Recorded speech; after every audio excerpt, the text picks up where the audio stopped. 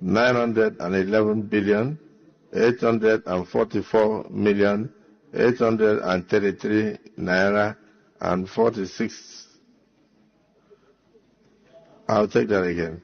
1,911,844,000,000.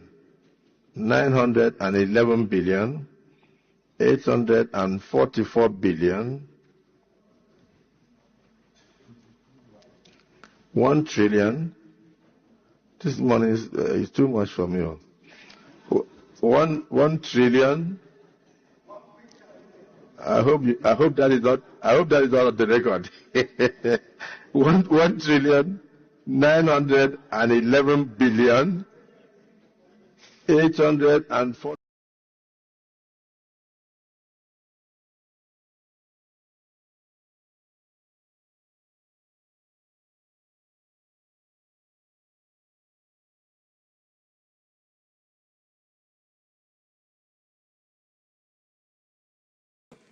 Hello, everyone. It's good to be back again. My name is KJ, and I'm standing in for Dr. Rudolph to continue on Have Your Say. Sorry, not Have Your Say, but this time 90 Minutes Africa, and you all know that we had a very wonderful time with him and our guest today, who is invariably one of the top poets in Nigeria. It was a very useful discussion. If you didn't watch it, I will advise that you go back and watch it. It was very brilliant. I mean, I was very happy listening to him. This was the kind of people that we met those days in Nigeria, who could discuss on any issue without batting an eye, let alone his own profession. He was able to distinguish himself and what he has been able to put down on paper.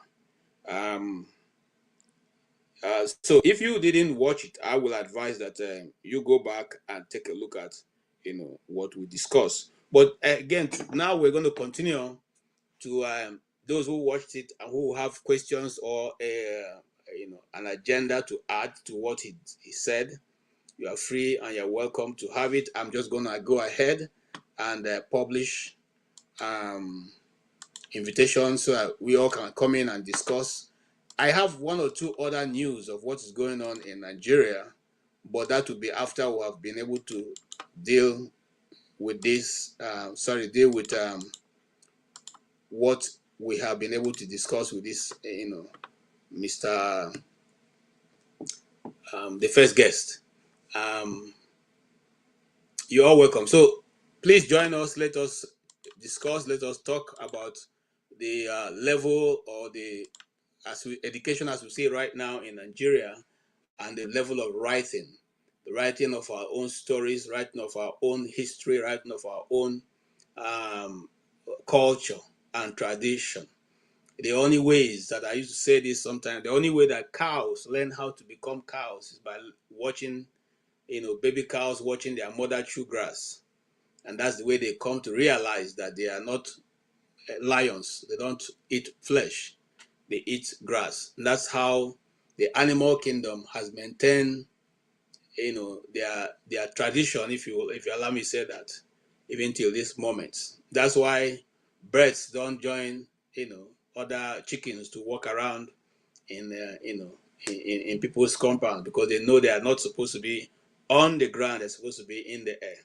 So if you permit me, I will say, Mr. James, I hope you can see the link, and that's also to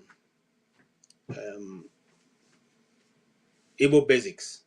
It was a useful discussion. And I also hope that those who are also writers who are in the platform should join us. While we wait for them, I want you to look at some of the news that are trending in Nigeria while we wait to discuss with these other people. Here, let's listen to this contribution from Channels TV. Illustrators PDP accuses NAS of abdicating oversight role on administrator.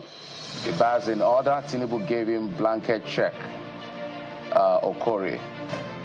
Sometimes when I hear some of these guys talk, I'm asking myself, do we really understand what do you mean by Tinubu gave him blanket check? What does that mean in English, guys? We run well, you can write anything on the check. It's not that possible. would be, you can write any regulation. So for context, so that's what the Nigerian Tribune is running with. The brief of the president, we are... Okay, if you put that into context, let us enjoy this music while we wait for our people to populate. Let's listen to this very smatchy sound. Yama, Yama, Wuru, Ojoro, Mago, Mago, where the Mago Mago dance, where the Wuru Wuru dance, where the Mago Mago dance.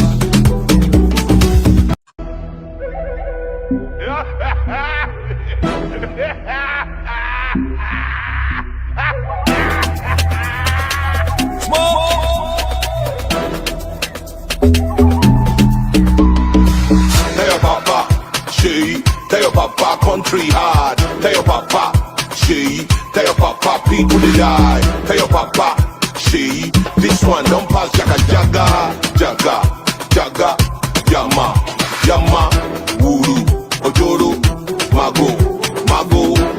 Where the mago mago dance? Where the wuru wuru dance? Where the mago mago dance?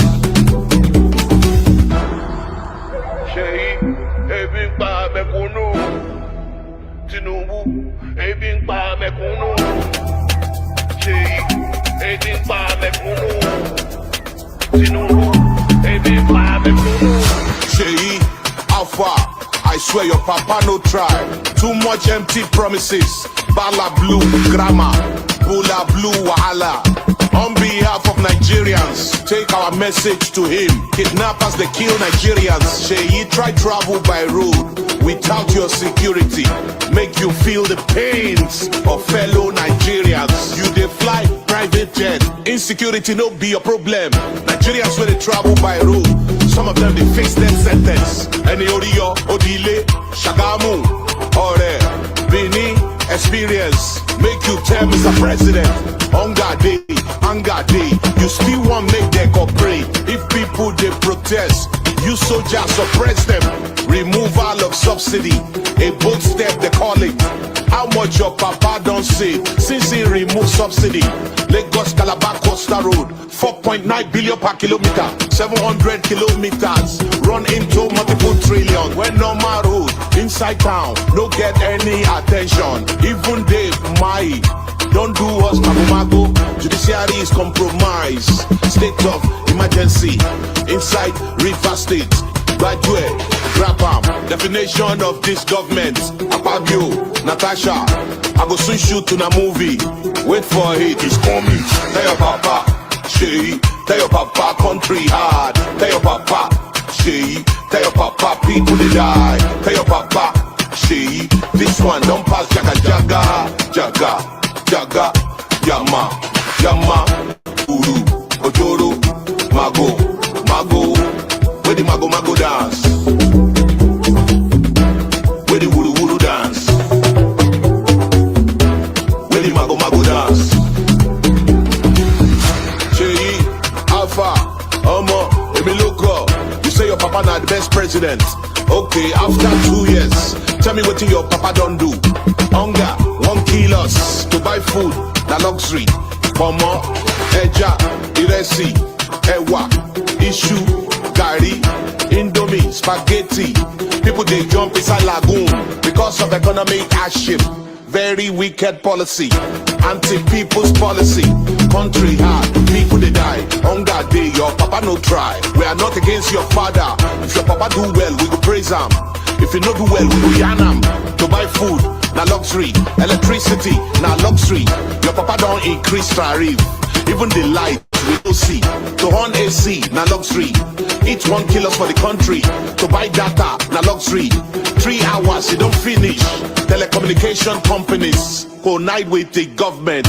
Banking industry collide with the government to frustrate Nigerians. This not total wickedness. Your papa no be the best president. To buy clothes wear na luxury. One jeans 40k, t-shirt 25k. Ozu go, Ozu come, body no be firewood. Parent work every day, they still no fee pay school fees. Inflation for the nation, Nigerians no fee function. Shout out to very dark black man. Continue to do what you do best. I hear you.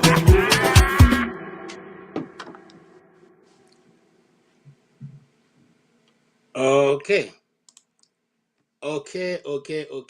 You are all welcome. I hope you all had fun with that. That is what the trending social media post in Nigeria, where Idris was able to say exactly what's happening in our society right now and how the people of Nigeria are carrying the weight that's been put on them by this present government. Of course, we all know that what he said is correct, but that music has been banned. Banned that no Nigerian station, TV station, or radio station can carry it. And so it's left on all of us. If you have heard it, make sure it trends. Make sure you repost it. Make sure that anybody who is interested in what goes on in Nigeria hears it. Because that's exactly what is happening in our nation today. The rich are getting richer, and the poor are not only getting poorer, they are dying away. That's the truth of the matter. Comes a point where every moral decadence that you have, is gone. Every moral decadence has become the order of the day. I remember those days in the 80s when they used to say that moral decadence have become. At that time, people can still, things were still very, very better than what it is today.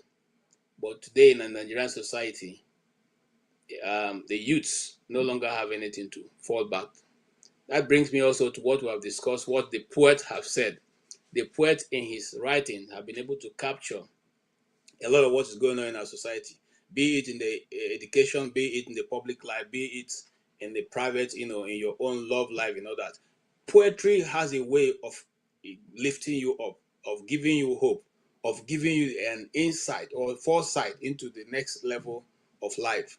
And that's why those people who read poetry, who are very close to books, have a lot to on their in their plates, a lot to bring to the table.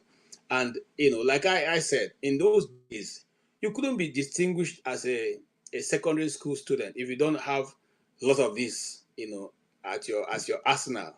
Because those days debates were being organized, inter-school debates, inter-class debates, inter-level debates, GS1, GS2 can have a debate, GS3, GS4.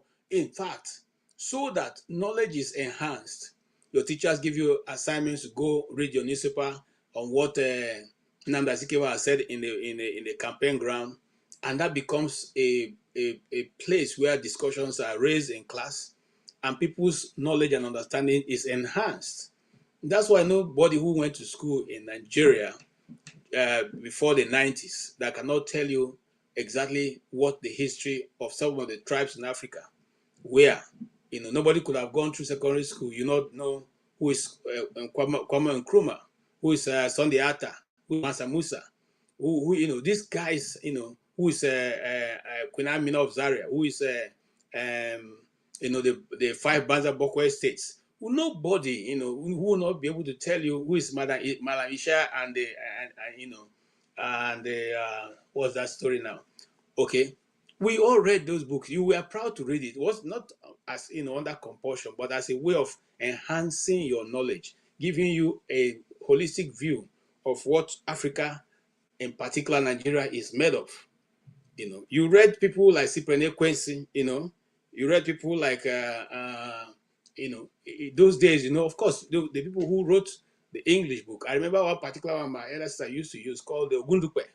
I'm trying to remember, but it's English. I didn't use that, but I saw her use it. Those days, if you speak wrong English, they say you are blown oguns. It was taken from that point. It was fun to see that you read as many books as possible, whether be they story books, fiction stories, or otherwise.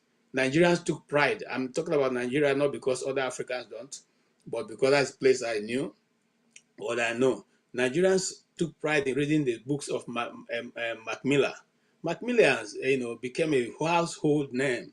The stories of the pesetas, the likes of Carlo Quidem, the stories of, I'm trying to remember the titles, not a penny less, not a penny more. That's Jeffrey Archer, the Barbara Catlans, James Hadley Chase. Those are books that you sit and and your friend wants to mess you up. You quote from those things.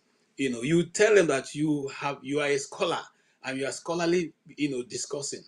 It's not like now, that we're all engaging keyboard fighting and people go to Google and once they get it, nobody verifies what the information is. So this Nigerian, this very respectable Nigerian, has been able to show beyond reasonable doubt that his writing is comparable to any part in the world, and it's something that we all should be proud of, to be able to refer to. Servio Gbadamosi.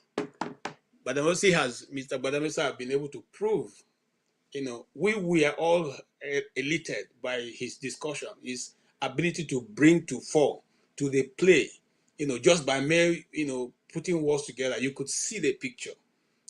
If our leaders were people who articulate and speak with caution, maybe Nigerian youths will have a better vision of where the leaders are trying to lead them to. But you have leaders who tell you that let them be demonstrating, we'll be here chopping. That is what they say. Can you imagine someone like Aminu Kanu going to the Kalakawas and tell them, you know what, you guys go and be demonstrating, we'll be chopping.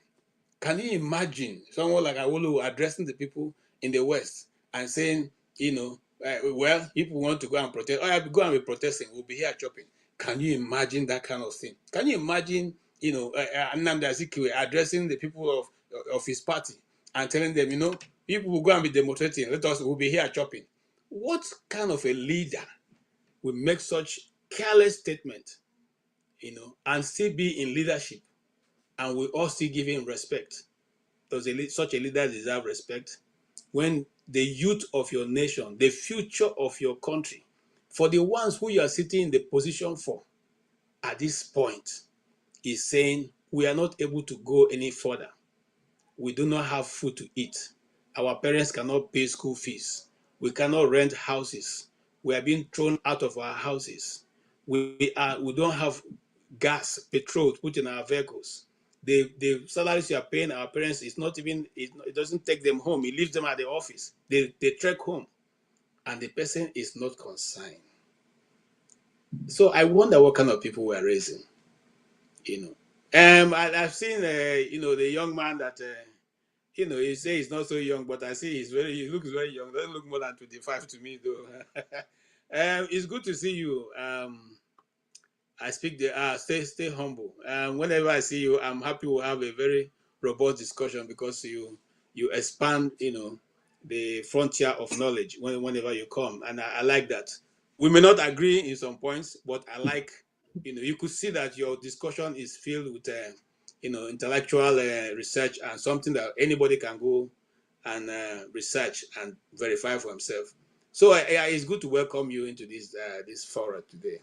I don't know, did you listen to the man who earlier was on the platform? Unfortunately, no. Okay. Yeah, because we operate different time zones. Oh yes. Today is Sunday. After church, I was really tired. I had to sleep. Okay. I hope what you're wearing is not a cassock of the Jesuit priest. No. Okay, because just it's a bit colder this weekend. Okay. Don't know why. So you know the sect of the priests in the Catholic Church called the Jesuits? I think I have an idea about. They wear a brown kashok with a hood, just the way yours is. Okay, so you're welcome. Thank you. Where will you want to where we want to weigh in? You want to weigh in on the videos I play? You want to weigh in on the importance of reading wide and vast? Or where do you want to weigh in before we move to other things? Do you want to weigh in on Idris's music that have been banned by MBC and the radio station told not to play it? Do you want to weigh in on Tom Polo? I have the video, but I'll play later. Who has now weighed in? It has now been, people from the rivers have waited for his statement, and now yes, he has now come up with a statement. So we'll be able to dissect all that. You're welcome. Okay, well, let me start from Tom Polo. Okay, before I start from Tom Polo, hold on. Let's see his video so you don't shoot him below the belt.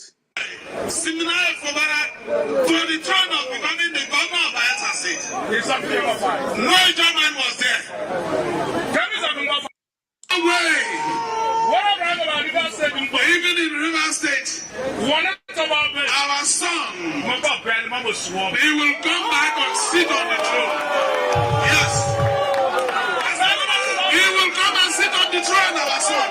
That kind of thing is not there. We will talk and understand. I want McDonald to tell this public one story. Listen, McDonald, tell them. The whole of the John Nation. Wike is my friend. When he put his bride, Siminaya Fobara, to the throne of becoming the governor of Bayelsa State, no German was there. No German supported Wike to do that job. As we are here, we are only for truth. That is when my father can accept it. Then my mother can accept it. That is politics. No, that because of that, about job people in River State, all over the world should not be angry. We can, no matter how he insults us, we are the same people that installed Wike as the governor of the River State. Now that he's in tandem in concert with this our son and they thrown him, we have to now talk to him. We need to dialogue, father and son relationship. Dialogue, talk to Wike. We will bring them together. Even if you do not hear from me, you know I cannot betray you. There is nothing for me to betray job people anymore. Anytime the job people are standing, okay, I don't know if you're able to make any sense from what he is. Well, the video the video you played, didn't really change my mind about, even if Tom Polo had said that Wike was a bile, bilious person, I would have still said what I wanted to say. So the thing is that you see this thing recurring in Nigeria about people making the same mistakes, about people not being well informed about politics, not being very, very politically informed, not being educated. And it's maybe because of British colonial indoctrination, the kind of education we have. People will acquire bachelor's degree, whatever, master's, PhD, and they will still not be educated. The kind of education the British man wants them to have.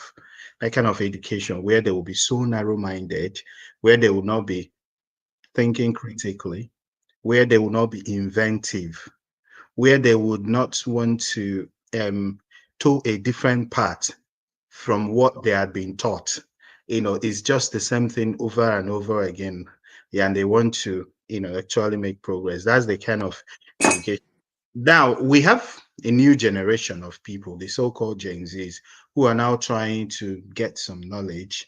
We are not there yet. It's still like the starting point. We are still like less than 5% of what we want to achieve, really, in terms of this education. When I was growing up, and I used to be among the like one in, let's say, 100,000 or so, who probably knew maybe a lot of current affairs, a lot of politics, read a lot of newspapers and stuff. And people thought I was a fool, you understand? But that knowledge today is what people are now seeking for. And, it's now becoming very pricey. And that's what many people don't have. And that's why they are being tossed here and there by waves of events. These people, they think that there are certain people who would liberate them from their suffering, from their chains. People like Topo, people like Sari Dokubo, the so-called leaders, these guys, this guy, those people are part of the establishment. You understand? Those people, even if he had come in to say, "Oh, we deal with wicked this and that and that," you wouldn't trust him 100% because they'll still go back and do their meetings, and he'll change his mind. So that's what the problem is. And how do we address this problem? This is what I've said in some other fora that joined, in recent times about the Nigerian diaspora coalescing. We don't have a diaspora movement, a strong base that will upstage the political system, that will dethrone the establishment in Nigeria. We don't have it yet. We've not even started. 98% of Nigerians based in the diaspora, whatever diaspora, whether US, UK, Canada, Belgium, what have you, they're not interested in politics. They're just they're not interested in geopolitics or whatever, current affairs, what's happening. It's just each electoral cycle, people just come together, the frenzy, the enthusiasm, and say, "Oh, we want to change this, we want to do that." After that, everybody goes back. That's not how to do things. If you look at countries like India, I hate to draw this comparison because we mustn't be India. We probably would have to chart our own course differently. But sometimes it's also good to compare with countries who have, make progress in the past.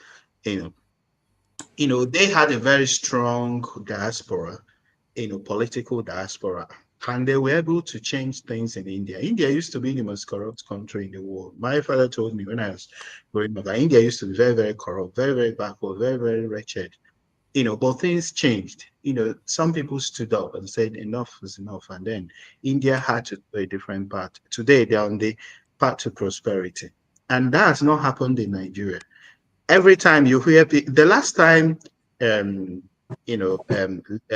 was movement in Nigeria, the Labour Party, so Presidential Campaign Council, and I saw the list, Presidential Campaign Council, and then it was just like the PDP, APC. No, that's not how to do things. You mustn't do it like them. Oh, that a Congress, it has to be like this, like that, because so and so and so people are doing it. No, we need to start re-educating Nigerians. And Nigerians at home, they might not be able to do this because there are several limitations. But Nigerians in diaspora are more empowered, they are more enlightened, they have more financial muscle to do this, to come together, to chart a new course, to start, if it's, let's say, politics or having a political, what it actually means to run a political party. We all live in countries where these people play real politics, politics of development. Somebody mentioned something about the northern elite. These people don't look elite to me. These people look illiterate to me. Yes, I don't see anything elite in. I don't know whether I'm just the only person not seeing anything elite in them. Is it the former governor of Zamfara? I've listened to them. Who sounds elite among them? That they're so intelligent, they are so this, they are so that. I can't see. You My know, I service know, was in the north. yes, There was nothing around that looked elite, that looked intelligent to me, that looked like they were so ingenious. Nothing really. No development. Is it the literacy? Is it the poverty? Is it the wretchedness? Is it, poor health care? What was it? The corruption, the embezzlement of funds? What kind of is that the policy? Some people will say, oh, Igbo people, go and learn politics from the West. Go and learn politics. We are not going to learn that politics. That's not even politics. That's backwardness. So all right, thank you. Thank you. I want to slow you down. I want to slow you down. The statement you made, we'll come back to it. That statement yesterday, I was hushed out of a podcast because I said those things, that someone comes and says, these are elites, we need to go learn from them. Well, we'll come back to that. Mr. James, you are welcome. And I know you were in the other platform where that great mind, Nigerian mind, was able to speak and talk about a lot of things of interest. Which area do you want to weigh in on that, on this presentation today? Oh, you mean the poet? Yes, the poet. Oh, okay. I see. Well, it's just what I was talking about. The educational system of Nigeria has collapsed. I think I read it somewhere, I can't remember the exact place, that you don't need ballistic missiles to demolish a country. If you want to demolish a country, attack the educational system, and that's all. You've done the whole job. And this is what the West has succeeded in doing, not only in Nigeria, but the whole of Africa. As I was explaining today, Nigeria virtually, not entirely, but virtually single-handedly liberated Zimbabwe, Mozambique, Angola, South Africa, Guinea-Bissau from the shackles of colonialism. This took the white man unaware. We did it with bare hands. We didn't go to battlefield to demolish colonialism in these countries. So if Nigeria is allowed to continue, it's not going to be in the interest of the West. This is why they've been attacking our educational systems through the NGOs, loans and what have you, we get from IMF, World Bank, and other financial institutions. This is the outcome we are grappling with today. It is very difficult to see a modern Nigerian university graduate reasoning rationally, who is very critical in his or her analysis. It's very difficult. Even the professors. So this is the problem we are grappling with. If the young poet, anyway, it's a young man compared to my age, if the young poet were to be if he were to be doing this business of publishing in the 60s and 70s, he would have been a multimillionaire because there were a lot of publishing outlets and people were reading voraciously. As I was explaining, we were reading, as high school students, we were reading James Hadley Chase, Harold Robbins, Agatha Christie, what's his name, James Michina. We were just reading voraciously. And how much were these books? 20 kobo, 15 kobo, 30 kobo. So it's a pity the educational system has collapsed. But one advantage we have now is this internet, this social networking. Instead of buying hard copy books, this book can be in soft copies. But government must make it, should I say, compulsory, or they need to redouble their effort to make students to be interested in reading. Our curriculum need to be, but the government will never do it because they are feasting on the illiteracy of the masses. So if they should educate the masses, it's like committing class suicide. And this is why they send their children to schools in the overseas. So this is how I see the whole show. Thank you, Mr. James. You are very... Sorry, you see, people like Chinua Achebe, Cyprien Ekwesi, Wole Soyinka, and Mostutuola, was this man, the author of Concubine, Elechi Amadi. Elechi Amadi. Why is it that we are no longer producing those kind of people today? That generation is already gone. The guy who wrote "Her Husband Has Gone Mad Again" and all that.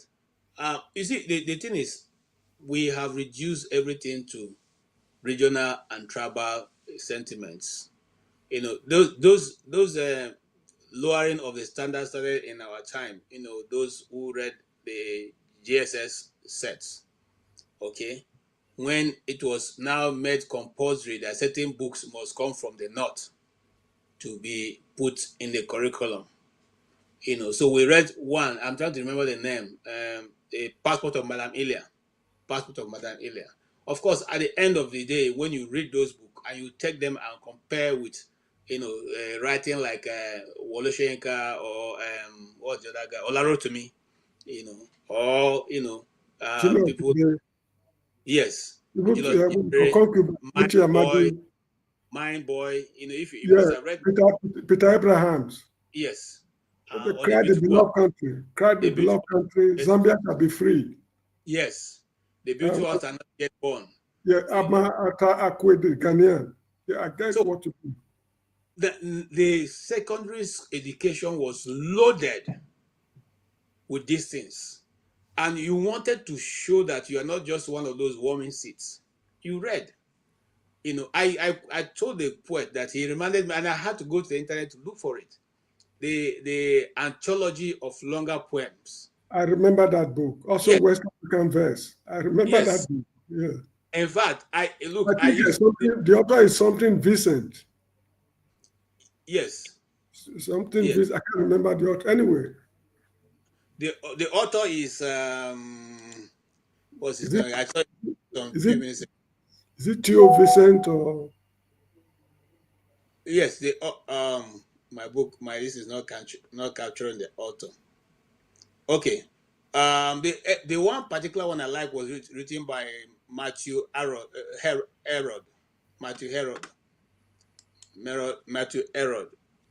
and that was the one I talked about the rostrum and his son who he never knew who they went to fight. Now, those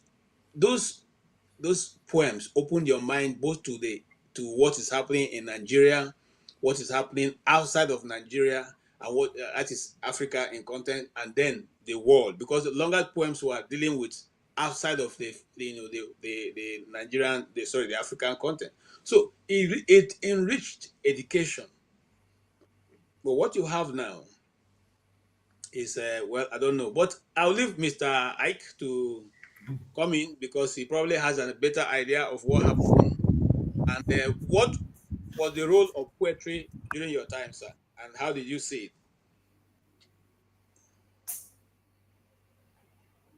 Yeah, Mr. Ike, you are muted.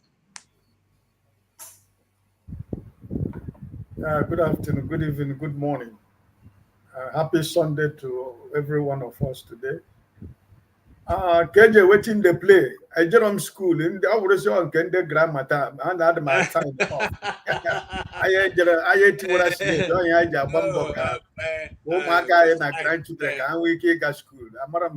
if you are running away from the truth. Okay, let me draw it down because there's something we are missing in Igbo land. And I'm saying Igbo because if your house I will have still gone to that level. There's something I'm missing in Igbo land. Anapoya Ilu. Ilu is a story that carries both moral and otherwise.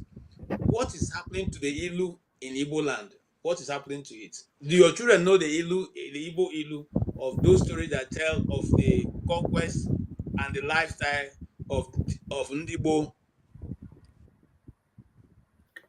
Yeah, I think. Okay, your window, that breeze coming from your window is disturbing your audio. Because I wanted to take fresh air because I just came in. I needed fresh air in my home, in my house. Is it disturbing the voice? Yes, we can hear it. If you close such a way, you're not picking plenty air. Mr. Ike, a very rich man. You're living by the sea. That's why the wind is coming so much. Yes.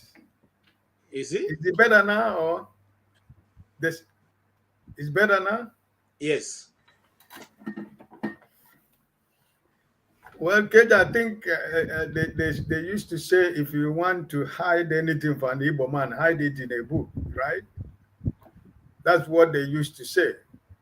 But I think the generation of stay humble and some of the generation of their age, they are no more, you can't hide anything in the book because for the few weeks I've seen my brother stay humble here. I am really impressed by his level of intellectual. So I think you can no more hide book you can no more hide secret for Igbo men in the book because their generation has taken up, you know, and I'm very, very, very happy that the generation has joined the, you know, the league of, you know, intelligentsia, reading and trying to understand, grasp what is going on around the world, you know.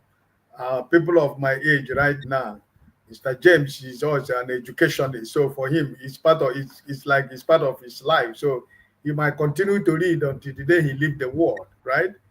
But people like us who left school after secondary school class 5 and begin to pursue, you know, become an independent man trying to make a living. Some of us who our parents died when we were very small, you have to fend for yourself. And so our school and my education was all about what can I do to survive, to put food on the table for my family, you know. So the only education I can say that I had is that the education of traveling from one place to another, you know, trying to understand people and their culture, why in search of a better life and, you know, a better way of life. So I think that is one of the greatest education that I think I have. And that's why my life today, my best hobby is traveling. There is nothing, even if the last money that I have in every year I must travel to one part of the world. That has been my life. So I think because of what my sojourning in the days of when I was into business, trying to make a living, that took me to so many places in Nigeria and in West Africa also. So I think that is the education that I think. For example, most of the time when they are telling us about the Mali Empire, you know, during our days in school. But after my 13 years living in Mali, my professor in the university, I can teach him about Mali because all those things they were telling us was story. But that I was able to go to Mali, to live in Mali for 13 good years, travel, as we were talking about yesterday, travel to every nooks and corners of Mali, from Mali to Senegal, from Senegal to Gambia, to Guinea-Conakry, to Guinea, you know, to Sierra Leone, to Liberia, you know. So it took me traveling around, you know. So for me, I think education is the key. The last comment of Brother James, I think he has a very good point, valid point about, you know, the crisis in our educational facility, in the educational institution in Nigeria.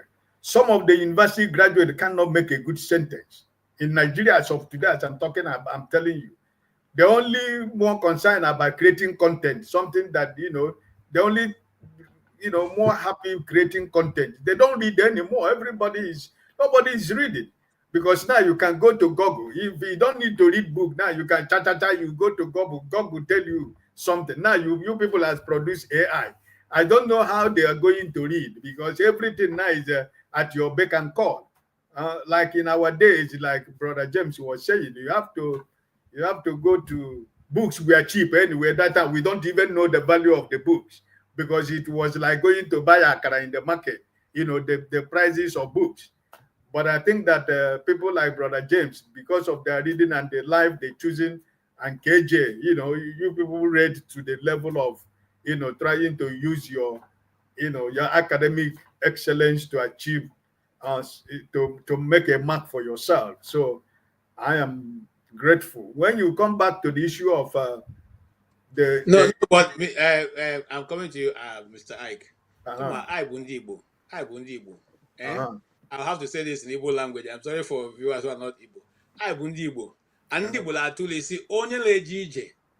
Onye ije ka onye no lolo ihama. Do you know that proverb? Yes. Okay. That's true. So but that is why there's a program. I don't know why your camera went off though. My camera went off? Yes. There was a program that used to be called Ichoku sorry, Ojemba, which was dealing with the man that traveled from place to place and the different cultures he met and how he was able to navigate his way through. So, right from the beginning, and I'll come to you, Mr. James, before I come to Humble. Right from the time go, our parents told us that a person who travels wide has more understanding than the person who sits at home. Whether you went to school or not, as long as you travel wide, you are exposed to other culture. What do you say to that, Mr. James? Is it only through education that one can get knowledge? Let me try to sign out and sign in again. Okay. Traveling is part of education. There's a saying here in the Gambia where I live. They said, a traveler can tell you a lot of stories, but he cannot explain everything he has seen. You know, this guy is an enlightened man. Mr. Ike is an enlightened man. These regions he's talking about, I've also traveled around. From Nigeria to the Gambia, we passed through Niger, Burkina Faso, Mali, Senegal, the Gambia. Then I've been to Liberia, I've been to Ghana. You know, I mean, the area is mentioning, I've been to these areas too. And he's an enlightened man. The fact that he did not go very far, he was not able to proceed beyond secondary school level, does not mean that he's a daft. It's certainly not a daft. There are things he has been saying on this program. I thought he schooled up to first degree level all along. I didn't know that he stopped at secondary school level. His choice of words shows that he's an enlightened man. There's no doubt about that. So I congratulate him. I mean, at least he's able to reason with us. That is one accomplishment. When we talk, we understand what we are talking about. Yes. I admire his courage. Yes. Please keep it up. Why I said that, I'm coming back to you, Mr. Ike. Why I said that to you is because unless you tell us where you are, I don't think anybody on this program would have been able to. And so I say that this is where you stop. And let me tell you something. Majority of my friends, when I was in Nigeria, were professors and very senior lecturers. So at one point, we always meet and, exchange ideas. So one time they said, they were thinking all this while that I also hold a PhD. So the day they come to discover that I don't have a PhD. So all of the guys said, no, before you go today, we'll have to give you a PhD on this one because so this is what I'm saying to you. I'm saying to you that you have held your own. No, except you tell us, just like Mr. James have said, nobody would have, known where you start. And you have held very, very straight ideas that anybody can accept.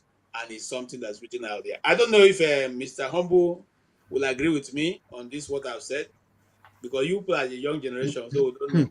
By the way, while you're answering that, tell us why also, because you went to school, I'm sure you went to school in the 90s. Why is that it's not encouraged for people to read books? How come you read your own book? Well, you said you read newspapers. How come you were able to go outside of the yeah, very interesting story. I've not had to tell this story, in a long while. Now, just because, yes, we are here in this country, we don't have a lot of people around to be our audience. So, but before I do that, I just want to correct an impression about education, because I think we have this impression that education is about going to sit in a classroom. And when I see people, even Nigerians around in this country, in the United Kingdom, having that impression, they say, someone is educated just because they have a master's degree. I know so many master's degree holders in this United Kingdom that can't reason as intelligently as a secondary school leaver from Southern Africa. Because those people are good, because their education system is still solid. They reason better than many of our master's holders around here in the UK, to be honest. Yeah, so education is not about the school. There are several, forms of education, really. Regarding, for me, when I was growing up, history was no longer a thing. Geography was no longer a thing. All those reading of books and all those things, we are almost dead. But maybe I was a bit lucky that I found myself in an environment growing up in the family where the reading culture was still very strong. Reading was like a must, and not just, reading books. I started reading at 6, you know, um, reading the Bible, reading books, everything I could lay my hands on, reading novels. Um, at JS1, I was able to read almost all those African writers series, all the Achebes books, all the Ekwensis books, all the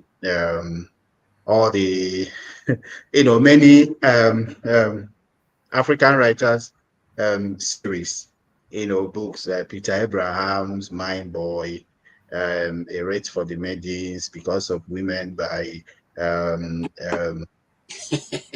on the Poco, a whole lot of them, So I read that this guy also that I so much love, the one that wrote the Village School, Anezi Okoro, who is late now. Oh my God.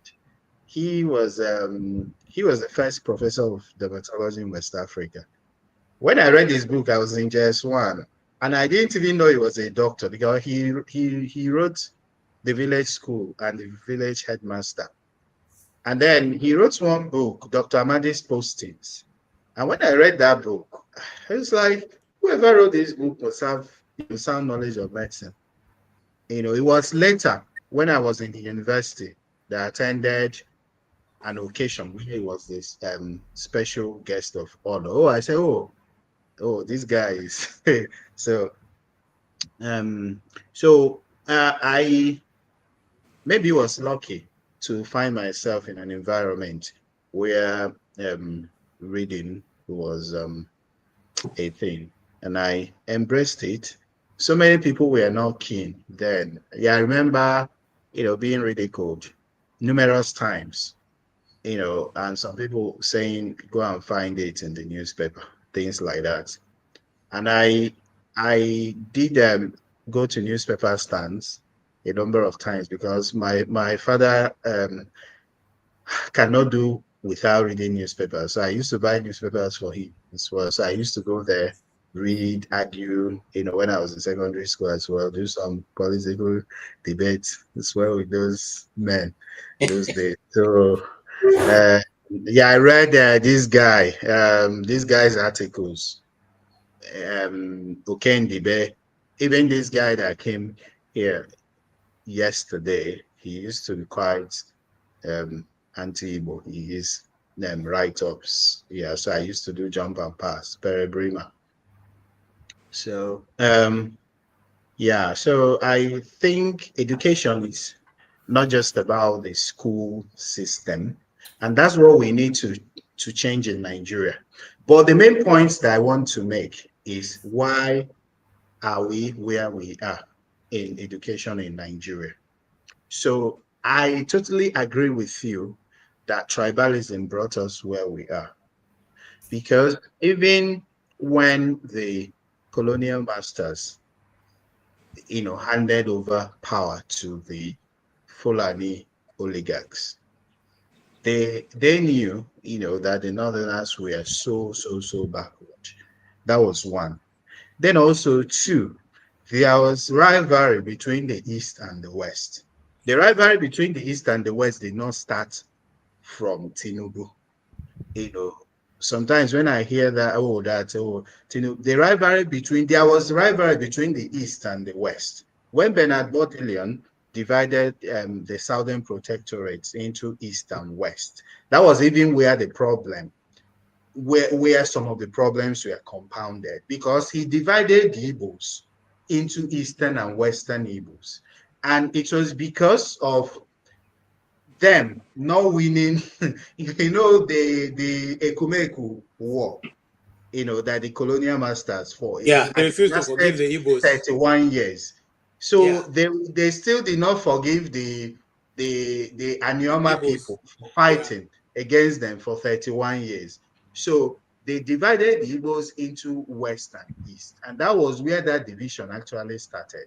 So at a point, the rivalry between the East and the West was a healthy one because they were developing, and the Eastern Nigeria and Western Nigeria were at par with countries like South Korea and Malaysia in the late 50s and early 60s. And they were and it was projected that, if that had continued, by now, East and West will be developed countries or developed regions at the least, will be regarded as developed countries at the least. But of course, you know that the Nigerian project is not a project that was designed to favor Nigerians or to make the lives of Nigerians. It is a project, it's the business enterprise of the colonial masters.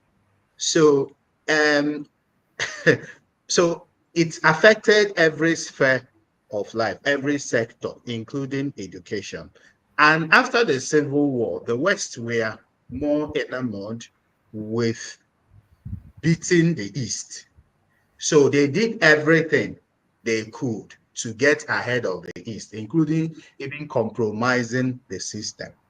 And you remember that before the Civil War, the East controlled the Federal Civil Service. And that was the golden age of the civil service in Nigeria. And since the Civil War ended, the Federal Civil Service has been controlled by the North and the West. And the civil service has been in shambles since then. It's been all corruption, it's been all looting, it's been all embezzlement, it's been all incompetence. And the Federal Civil Service is a laughing stock. And that's why Nigeria is where it is. So the reason why I'm saying all these things is that so many people watch these things and so many people listen to us, and they depend on us for enlightenment, for education. So that's why I take all this time to explain all these things, so that whoever is listening, there are many young people as well who are interested, so that they know all these things. Call a spade a spade. That's what I am here for. Thank you. Thank you so much. Yes, you have said quite a lot. And I remember that the Ekumeku War, that's why sometimes when people come here and they say all kinds of things, I used to wonder, maybe I keep quiet most times because I don't want, there's one term that happens now, and I'm sure Mr. James will have heard that many times. Before you say anything, they say this is conspiracy theory, this is propaganda, you are now waving propaganda. The Ekumeku War was what was fought for 31 years against the British. And that Ekumeku War was one of the sins of the Igbos against the British establishment. Consequently, it didn't favor the Igbos. But I know that Mr. James is a historian. I probably have researched also into that. I may want to enlighten us. But even when you go ahead to do that, has poetry been able to advance the cause of telling stories in Nigeria, or has it not? That is part of what I want you to also answer. No, poetry has not been able, because poetry is a specialized aspect of literature. It's specialized in a way. You can pick up Things Fall Apart, No Longer at Ease, Concubine by Leche Amadi, Cry the Beloved Country, irrespective of your training. You can be a medical doctor, a mathematician, or whatever it is. You get the message you're putting across. But that is not the case with poetry. So majority of Nigerians are not, they don't read poems, frankly speaking. They don't read poems. So that's just one thing I noticed. In Southern Africa, I do not know how they developed the idea, their love for poetry. When they speak, the high school students I saw over there, because I was there for about, I spent about 10 years in Johannesburg. When the high school students are discussing with you, they use some, they spice it with poetry. Maybe it's in the neighborhood where I grew up, where I do not know. But they are more, they prefer The way they discuss is a bit different from the way we discuss in West Africa. Though we speak English, they have their own brand of English.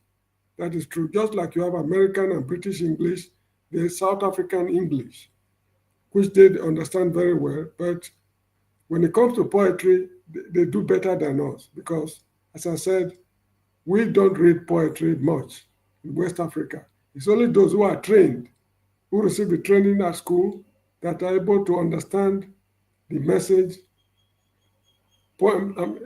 Anyway, that's just how I see it. If you read, what's this book called?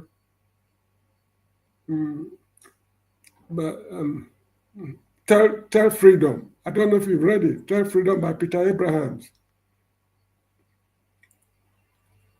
No, you are muted. Oh no, I know I've read that title, but I cannot. Okay. Tell Freedom by Peter Abrahams. It's a Jamaican who lived in South Africa. I think he lectured there and he wrote the book, and he spies the work with poetry. When you are reading between the lines, you see some poetic expressions. Anyway, and that's just how I see it. As for the Ekumeku War, I've not read anything about it. Okay. Yeah. All right. Thank you so much. Mr. Ike, the ball is in your court. What do you have to say? I think,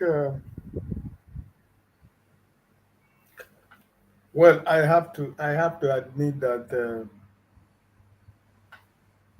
like Brother James and Stay Humble said, I do recognize that traveling is part of education, and I like, when I was growing up, I loved politics and international affairs. So it made me to always want to know what is happening in other parts of the world. So I'm always in tune with the happenings around me and around the world. And I love politics. And because of my loving politics, when I was in school, I schooled in CMS Grammar School, Lagos, right? And some of my classmates today, some of them are major generals in Nigerian Army. Some of them are, they are in positions of power in Nigeria, right? But this politics of, like Stay Humble was saying, the politics of the Yorubas and the North and the East, Some of us who are from the East, our set in CMS Grammar School, we are not, I don't know how many of us that are, made it to the top. But some of my friends who are in Igbobi College, the first son of Fela Kuti was my school. He was my schoolmate. Femi, right? Femi Ransom Kuti. He was my schoolmate, but he was in Igbobi College. Well, we are friends. I was in CMS. He was in Igbobi College. So, and because of the cultures of the Igbos are known for, family meeting, towns union meeting, those kind of stuff. So those things molded my life, right? After I left school, like as I said, I was living in Lagos trying to make ends. I never failed to attend my town's meeting. I never failed not to be part of it. So, and I grew up being that kind of a person. And when I left Nigeria to Mali, I became so much involved in community activities.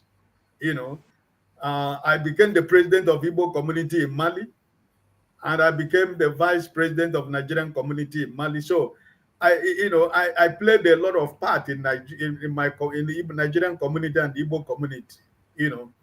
In the days of Obasanjo, I still have my pictures with Obasanjo, and the only person I refused to receive when he came to Mali was Abacha. And some of us who denied not to receive Abacha, we never found it easy, because the Nigerian embassy came after us.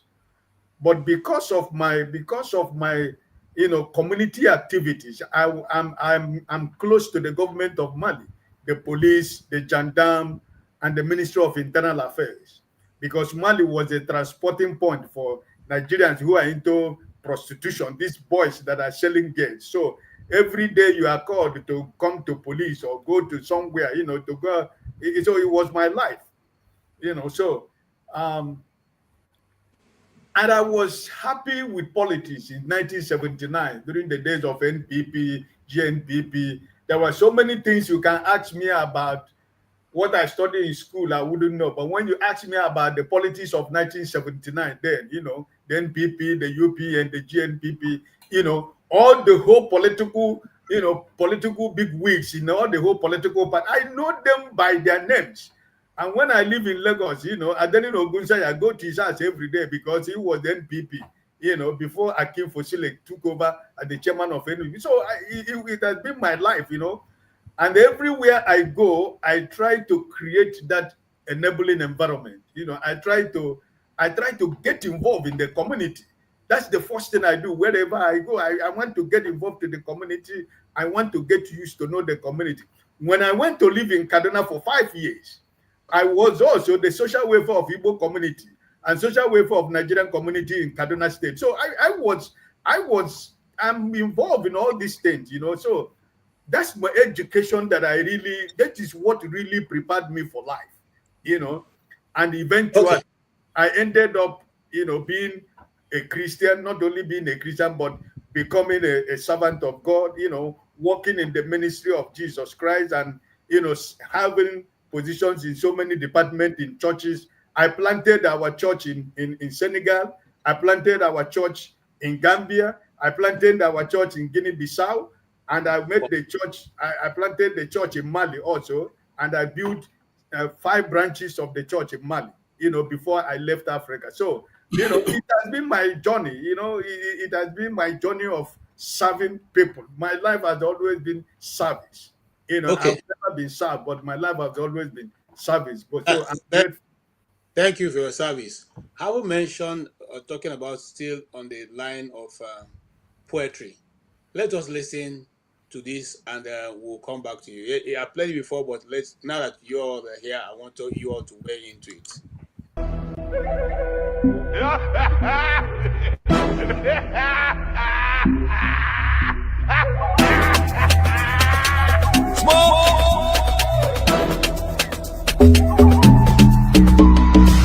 Tell your papa, she. Tell your papa, country hard. Tell your papa, she. Tell your papa, people they die. Tell your papa, she. This one don't pass jaga jaga, jaga, jaga, yama, yama, wuru, ojoro, mago, mago. Where the mago mago dance?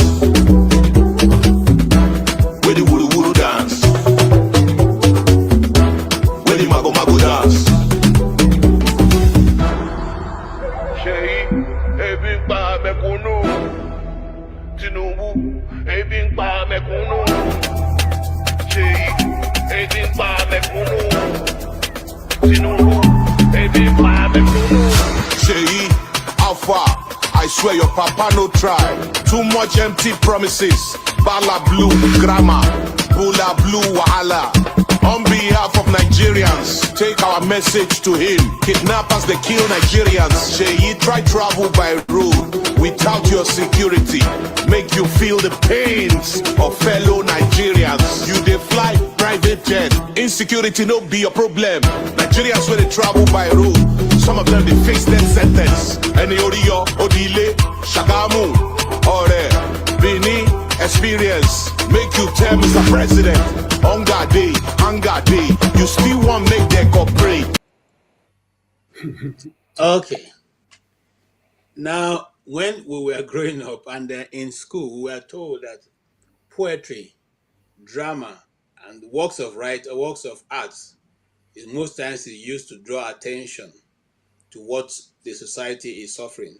Hence, we celebrate the likes of Fela Rason Kuti, who was always drawing attention of what the Nigerian citizens are going, through. And now we have the likes of Idris,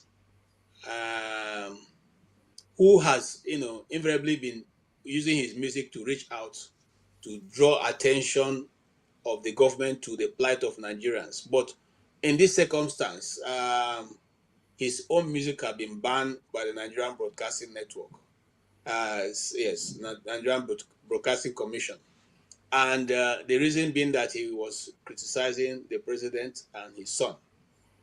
Mr. I stay humble. This music is tailored towards your own age. And do you see his message being conveyed properly? And if so, do you have any reservation in his method of trying to present it to the Nigerian people? Okay, well, yeah, I think he has a point, really. He has passed this message to them. Yeah, if he didn't convey the message, they probably wouldn't ban him. Really. So there is a message in his music. And remember that this is not the first time that the guy who suffers.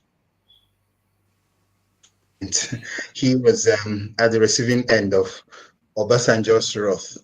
And he was so unfortunate. He probably was going to be a superstar. Well, so unfortunate that he emerged during the era when there was no social media. There was no new media. It was just the mainstream media, and they had to knock him off the mainstream. And he didn't really make progress after that. If it was at this age, he probably would have gone far. So I think he's trying to resuscitate his music career. I didn't even know about the music before the ban. So I think the ban has succeeded in popularizing him, I think, and making people, maybe there are some people in the NBC, really, who do not like what's going on in the government. And they think, oh, if we actually publish the circular that we banned this music, I think it will make the music popular. If we see it in that light, I think so, because nobody knew about the music. To be honest, I didn't know about the music. I had not seen any other person that said they knew about the music. But now that they banned him, they banned the music. And I don't think there was any government-owned media organization or even all these private, because truth be told, most of these private, so-called private, let's say channels, Arise, what have you, News Central, all these Lagos Ibadan media, they are all government-owned. They're just private in theory. In practice, you know what I'm saying. In practice, they are all government-funded. So no government-funded media will even play the music to start with, even without the NBC. So I think it's just some people in the NBC wanting to make the music popular. And they're saying, you know what, if we publish a circular saying that we've banned this music, people will actually be curious to know what's going on. And then, because you don't even need, how many of these media houses played music, really? Okay. Thank you. Mr. James, do you think that the Nigerian authorities are still living the days of NTA? Because before now, if you say news should not be carried, and you go to NTA, you tell the management of NTA, don't carry this news. And then the Nigerian people are not able to hear it. But now, are they still sleeping in the yesterday? Yeah, they are still living in the, I think they call it analog world. You get what I mean? Yes. We are living in a digital age. Now, if you get a mobile phone, take a newly released mobile phone, give it to a Nigerian minister, this old man, to operate it. There's every possibility that he cannot fathom what to do with it. Let alone, this is what is happening. So they don't know how powerful the news media is right now, unlike what it used to be. During apartheid South Africa, there was a lady they called Miriam Makeba. Mm-hmm. She was a musician.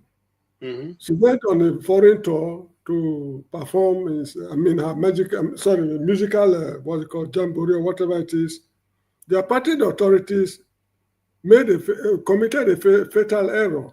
They banned her from returning to South Africa. So she went to Guinea Conakry under Sekou Touré's regime. And that action catapulted her into limelight. She was one of, in fact, she's the not the greatest, but among the greatest musicians Africa has ever produced, Miriam Makeba. Another fellow is Alan Paton, the author of Cry, The Beloved Country. He founded the Liberal Party of South Africa. He was anti-apartheid. Because of the persecution he received from the apartheid authority, that book titled Cry, The Beloved Country became a bestseller till today. Very few people of my age group did not read that book. We all read the book. In fact, when I was in Form 2 or 3, it was the abridged version was the recommended text. But when I went to Kingsway stores in Benin, I saw the unabridged version.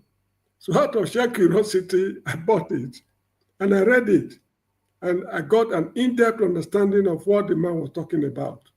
So it's an act of foolishness for government to say we are banning a book or we are banning music or whatever it is. It's just because they don't know how powerful the social networking is these days. Social networking has brought governments down. In the Gambia here where I live, Yahya Jammeh lost elections because of social media. He tried to control it, did all he could, and somersaulted and did, but to no avail. And it was social media that swept him out of office after 22 years' reign. So the Nigerian government, it's not surprising that they are following the same pattern. Even Fela Kuti, if the military had not descended on him, probably he would not have been as popular as he was in his lifetime. So the best thing to do is just to ignore them. Let them play whatever they want to do. Just pretend as if you do not know what is going on. But if you want to descend on them, you are wasting your time. You just make them popular. Not only that, they become millionaires. Just like this guy, this Dele Rotimi, this bearded guy who had problem with Afe Babalola. Dele Rotimi. The book he wrote would not have been as popular as it is now, if not that they descended on him unjustly. So it's an act of foolishness for any government official to try to suppress works of art. Just leave them, let them do whatever they want to do. And if you do not utter a word, people will not even know what they have done in secret. But if you try to control them, you run into formidable problems.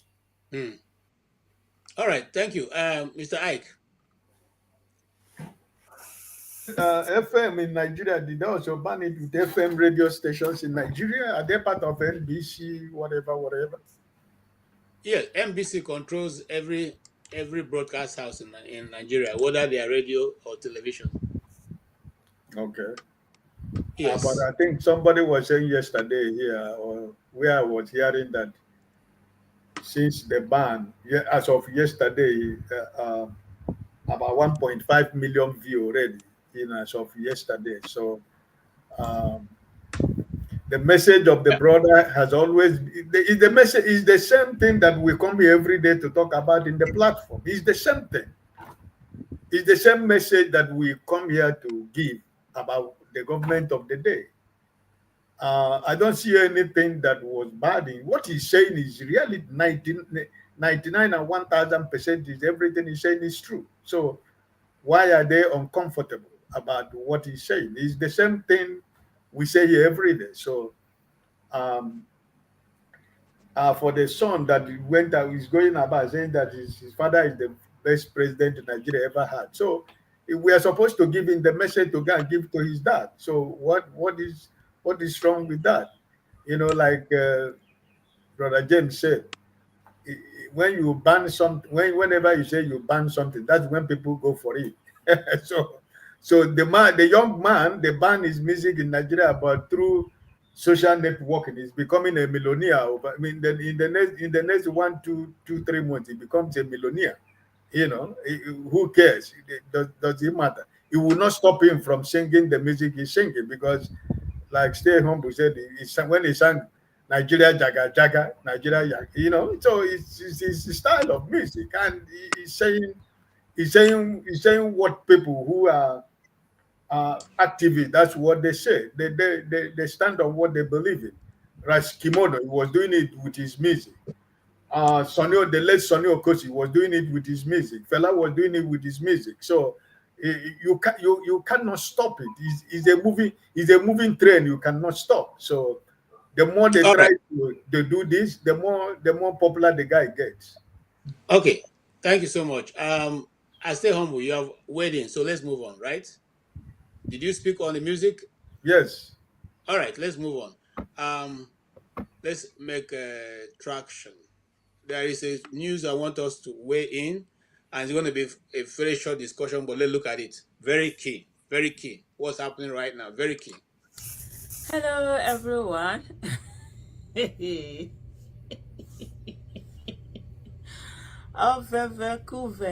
This is not supposed to be funny in any way, but at the same time, it is funny. You know, there are certain things that they are tragic, but they end up looking funny. This is one of them. The National Security Advisor's car has been stolen by criminals. Yeah, I heard it. Whether it's personal car, his office car. I'm trying to make it make sense. This is a person that's supposed to be advising the nation on securing lives and property. As in the thieves no even fear face, they kukuma carrying car. Well, Sahara reporter says criminals cut away NSA Ribadu's office healers during Jumat prayers in Abuja. It was gathered that the vehicle was parked around 1:05 p.m. opposite Abuja Municipal Area Council Ama Complex in Area 10, while the official attended prayers at a neighboring mosque. The Federal Capital Territory Police Command has initiated a search following the theft of a black Toyota Hilux vehicle belonging to the office of the National Security Advisor Nuru Hibrubado, which was stolen during Friday's Juma prayers in Abuja. So the first thing, like I saw a tweet that someone did, was to say normally, like, you expect cars that are from there. You know, when they say the National Security Advisor, this is like a place where, you know, high-tech surveillance, all these, you know, those kind of things that you see in film where they carry something. That's what you expect, you know, those kind of things to be there. You expect them to have trackers, you expect them to have monitors, you expect them to have this list. Okay. I stay humble. When armed robbers, no, let me say armed robbers, thieves start going to steal in the barracks, is there any hope for that community where thieves now go into the barracks to go and steal? Because when we were growing up, they say thief, not the thief for barrack. But now thieves are going to steal in the barracks. This is the National Security Advisor. In other words, the head of the security outfit in Nigeria. His car was stolen by theft. What does it say of where we are? This is no news. Terrorists invaded Nigerian Defense Academy, where they train professional soldiers. You get the point? And up till now, they are not giving us any clear-cut answer. They raided the Kuje prison. Up till now, no clear-cut answer. So what is new? It's just a car they stole. So is it because it belongs to the man? But what's surprising me is, was there no security man looking after the car while he was going inside to pray? Or probably the security men and himself, they are all Muslims, let me put it that way. So they were all inside the mosque. But anyway, that is their own problem. It should not really bother us, because what we are going through is not the issue of car theft or whatever. These are trivial issues compared to what is happening in Plateau, or what happened in Plateau recently, what happened in Benue State. We are grappling with existential problems, not the theft of motor cars. It's too trivial to deserve our attention. This is how I see it. Okay, thank you so much. I'm coming to you. I speak. Stay humble. Sometime in Babangida's administration, he Yeah, was in, yeah. I remember he was praying when he lost his shoes. and then yes, it was even his ring. You know Okay. that was a ring he was having, and he was shaking people after the Jumat prayer, and that ring was taken off, and he disappeared immediately from the spot, and then manhunt for that ring was set out. I don't know if they recovered it. But again, same thing has repeated itself. And I don't want to play down. The reason why we're not discussing what is going on right now, I have some pictures, but I don't have all the full detail. I'm trying to get someone who is in Benue or Plateau State to come discuss with us what is going on ground, those who are on ground. So, but on this same issue, the significance of the theft is what I want us to narrow down. It's a simple vehicle, yeah? But don't you think a national security advisor's vehicle should have some form of trackers? Even No, my when no. they are get KJ, tracker. Defense Academy, Kaduna, is a military university. The best brains in the military should be there lecturing or receiving lectures. If terrorists can go there, invade the place, and even capture professional soldiers, these are ragtag, what you call terrorists, cut away the soldiers. Is that not more serious than a missing vehicle? All right. Thank you. Let me hear Mr. Stay Humble. Stay Humble, what's your own take? Okay, so yeah, I think the mistake people make sometimes is that they tend to overrate the systems that we operate in Nigeria. Most of the systems we operate are quite archaic, obsolete, and they are not efficient. And they're just there to, um, you know, to give the impression that something is existing. Really. So don't overrate, someone has mentioned the Nigerian Defense Academy. My youth service I did in the military as well. So, don't overrate those institutions in Nigeria. People's understanding of security and safety in Nigeria is different from what it actually is. I was discussing with a relative recently, and they said, "Oh, when you come back to Nigeria, when next you come in, don't have any thought about security." Someone came back recently, and he hired an army personnel. So they go hire an army person. Is that security? What of security of property? Would the army personnel say, what of fire outbreak and all those kind of things?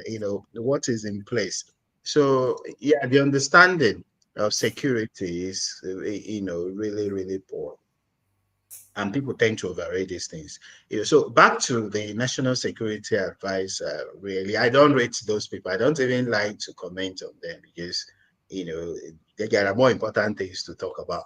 But I think if his vehicle, or if one of the official numerous vehicles that they use to siphon funds, because they keep on buying these vehicles every time, say, oh, those vehicles, they are no longer in good condition, and they will cut away those vehicles, buy other vehicles. So, whoever took the vehicle, maybe they knew it was, or maybe there was something in the vehicle.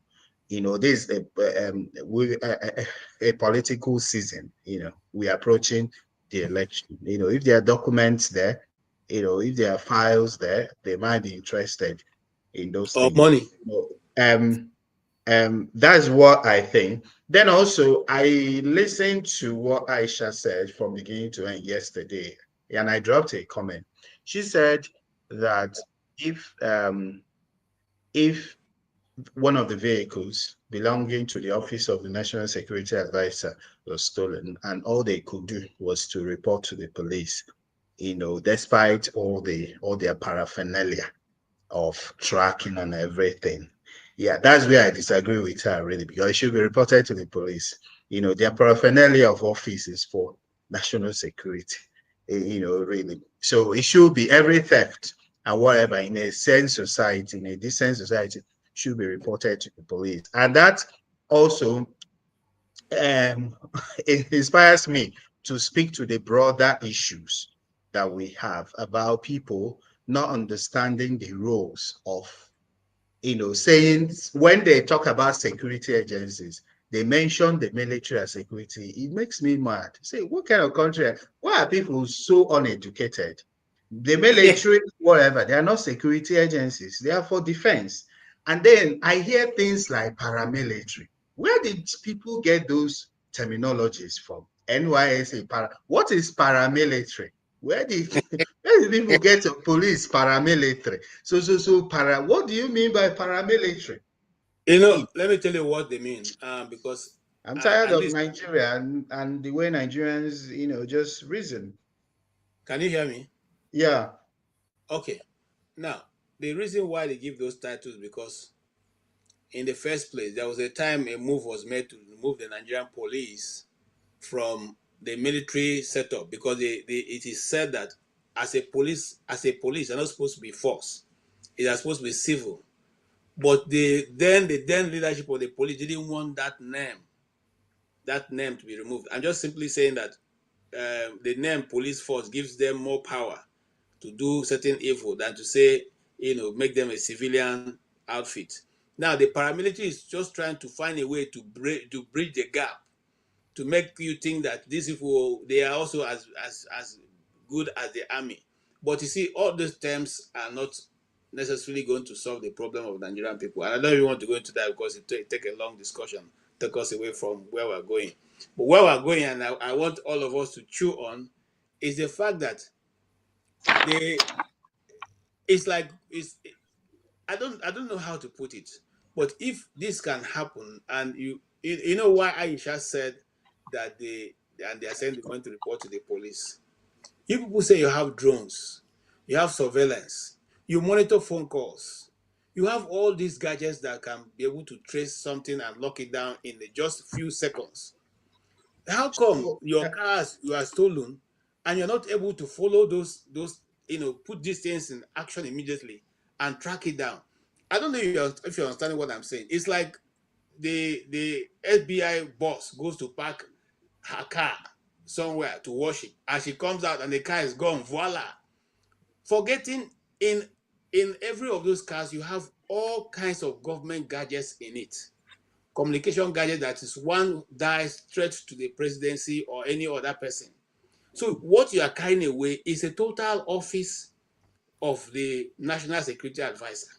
So Don't it makes any sense that they should be tracked down immediately? So there is something that I want to correct. There is an anomaly in Nigeria that I want to correct. Okay. Now, those tracking and everything, they are the functions of the police. The office of the National Security Advisor is not equivalent to FBI. It's not CIA. It's just a National Security Advisor. Let's get these things right. Because we have young people coming up and they are being misled, they are being misinformed, they don't even know what is right again, what should be done, and what a normal system should be. Those are the functions of the police in a system that is working, not the National Security Advisor. Forget that we've bastardized everything. We now have some people called DSS and all those kind of things. These are the functions of the police. Then the police should have departments. The National Security Advisor is a National Security Advisor. Okay, thank you, Mr. Ike. Welcome, Pastor. We'll come to you. We'll come to you after. We'll come to Mr. Tony, then come to you, sir. Mr. Ike, yes, go ahead. Yeah, I think for me, in the perspectives, Stay Humble is talking about division of labor. But when you are a national security advisor of a country, my brother, the security of this country, you knows it much more better than everybody. And the tracking, probably, if I might understand where KJ is coming from, the tracking is that car is supposed to be an inbuilt tracking, or something that you drive that car for 5 minutes, it will stop working. And I think maybe that's what KJ is trying to talk about. Because if the car of a national security advisor can be taken away where he was praying, my brother, it shows. I don't know what it is about your country.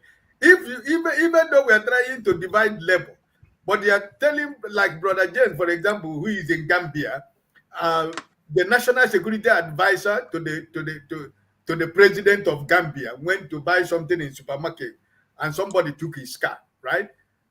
I expected that such a position in a country, that car supposed to have a monitoring something, or something that can track, or something can, when you drive it for 5 minutes, it will stop. It will stop working. That's my point. And I think like somebody said here, in that truck, in that pickup, there might be files. There might be sensitive file in that pickup. There might be a file that is a national risk for me and you as a country in that stroke. So it's not only that we are not supposed to talk about the when to pray, they carry the car. No, but what of the consequences of that car taken away? The repercussion of the car being taken away in such a way, what does car contain? It's like you stay humble, you're the managing director of a bank. Probably you are coming back from work, or you went to a seminar, and there is a file, and you went to buy something in the supermarket. Before you come, your car has gone. That might be file that you are holding in that car that is sensitive to your banking industry. So that's my area of concern. Not they took the car. It's not about the car, but I expected that car cannot work more than 5 minutes and it will stop. Or probably there will be something that they will use to track that car to know where that car went. But eventually, this is Nigeria for you. So I think it's funny. Honestly. All right. Okay. Thank you, Mr. Ike. Sorry, Mr. James, you want to leave. Do you have final thoughts before you go? Yeah, thank you so much. You know, there's a British poet, I think his name is Geoffrey Chaucer. He wrote Canterbury Tales. He said, if gold rusts, what will iron do? That is the situation we find ourselves now. It's Geoffrey Chaucer, yes, Chaucer said, if gold rusts, what will iron do?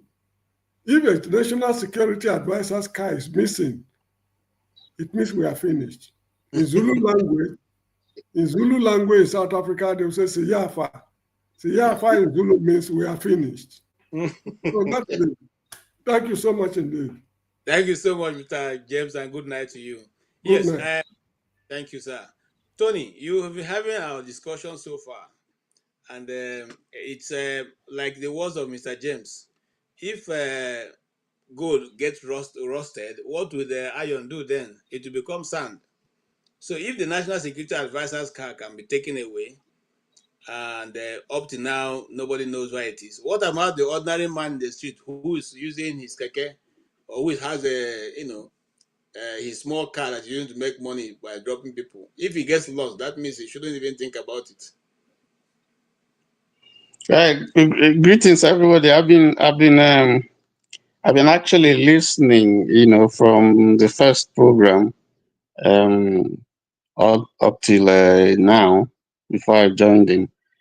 Well, yes, it can be very embarrassing, but as we speak, here in America, we're dealing with the residence of the governor of Pennsylvania, Josh Shapiro, that was invaded. You would wonder by an arsonist set fire on the place, broke the place while they were sleeping. You'll be wondering, how can this happen to a governor of a state? And I know that in the past, I think that was during Obama's period, you had some breaches even in the White House. Some fellow, he actually got into, the White House, and he was stopped somewhere and so on and so forth. So these things happen. We don't know what the details are, but I would think that for a personality like that, a highly placed retired police officer and a national security advisor, and an former EFCC chairman, that such issues, the issues of security and safety, will be topmost in his mind. We don't know. The optics doesn't look good. We don't know the details yet, but I think that whoever did that, I don't expect the national security advisor to drive himself.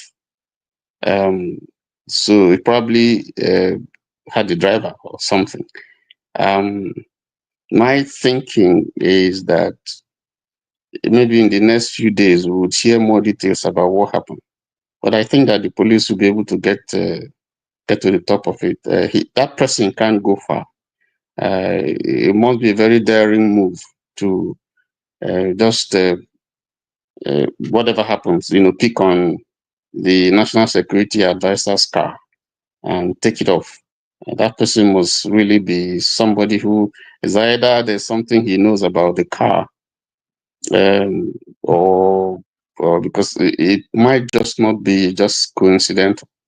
So I think in the next few days or so we'll hear detail. But I think the car would be they'll be gotten. Because even police cars here, in New York, sometimes you have some guys who go steal police cars and drive with it, in spite of all the sophistry that you have in the car.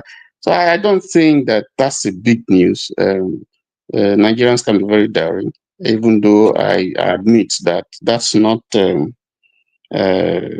something that you want to hear, that a national security advisor of the country, can find himself in that kind of situation. Okay. Yes, you want to weigh in quickly on the poetry that the guy presented. Very brilliant poems, that I must say, and a very brilliant guy also. If you can just take 1 minute to talk about him. Yes, briefly, I was off and on, but I was quite impressed at when he was talking about his life and his experiences, and how he moved from various levels, from church and so on and so forth, and eventually found himself into poetry and all that. Yes, I think that poetry has we've had quite a lot of poets in the past. Okibo, Wole Soyinka, J.P. Clark, Chinua Achebe, Niyo Shindaru, Gilbert Okara, and many of them, Mabel Shegun, Jimmy Sholanke, I can't forget Ode Ofemu, and very radical guy, Chinua Achebe, Niyo Shindaru, even Wole Soyinka, Kongi Harvest, and all some of those things. They use poetry to speak to government, to challenge government, challenge certain aspects of governmental policies that they think are obnoxious, are not in the interest of the people. Some of them got into trouble. Some went into exile. I think like Niyo Shindari, so it's probably in Louisiana or something like that, been away. So poetry. Yeah, so poetry, yes, it's been a way. There are newer, younger people who have come in, and these are, some of the old time poets that we have, and each of them interrogating certain aspects of political life using poetry. Some of them talking about just life generally. But it is sad that that's not an aspect that Nigerians appear to be interested in. So, but thank God there are so many new people coming in and using poetry. Chimamanda, one of them, and there's so many other younger people who have come in, trying to. And I heard people talking about music and how some of our musicians like Fela, like Sonio Koso, and so on have also used their talent in music to address certain issues or point out African China, and so many of them, have, spoken to government using music in a way, woven in such a way that, the common man can actually appreciate some of the things that are happening in the country. So I was in and out, listening to the guy, because then I was on motion, and all the accolades that was given to him and so on and so forth. But I think he did well, and I followed it up. Quite interesting session that we had. But let me just stop there. Yeah. All right, thank you so much. And I'm coming to Pansa. The man died in the face of now what's the last part of it? That's Oloshenka.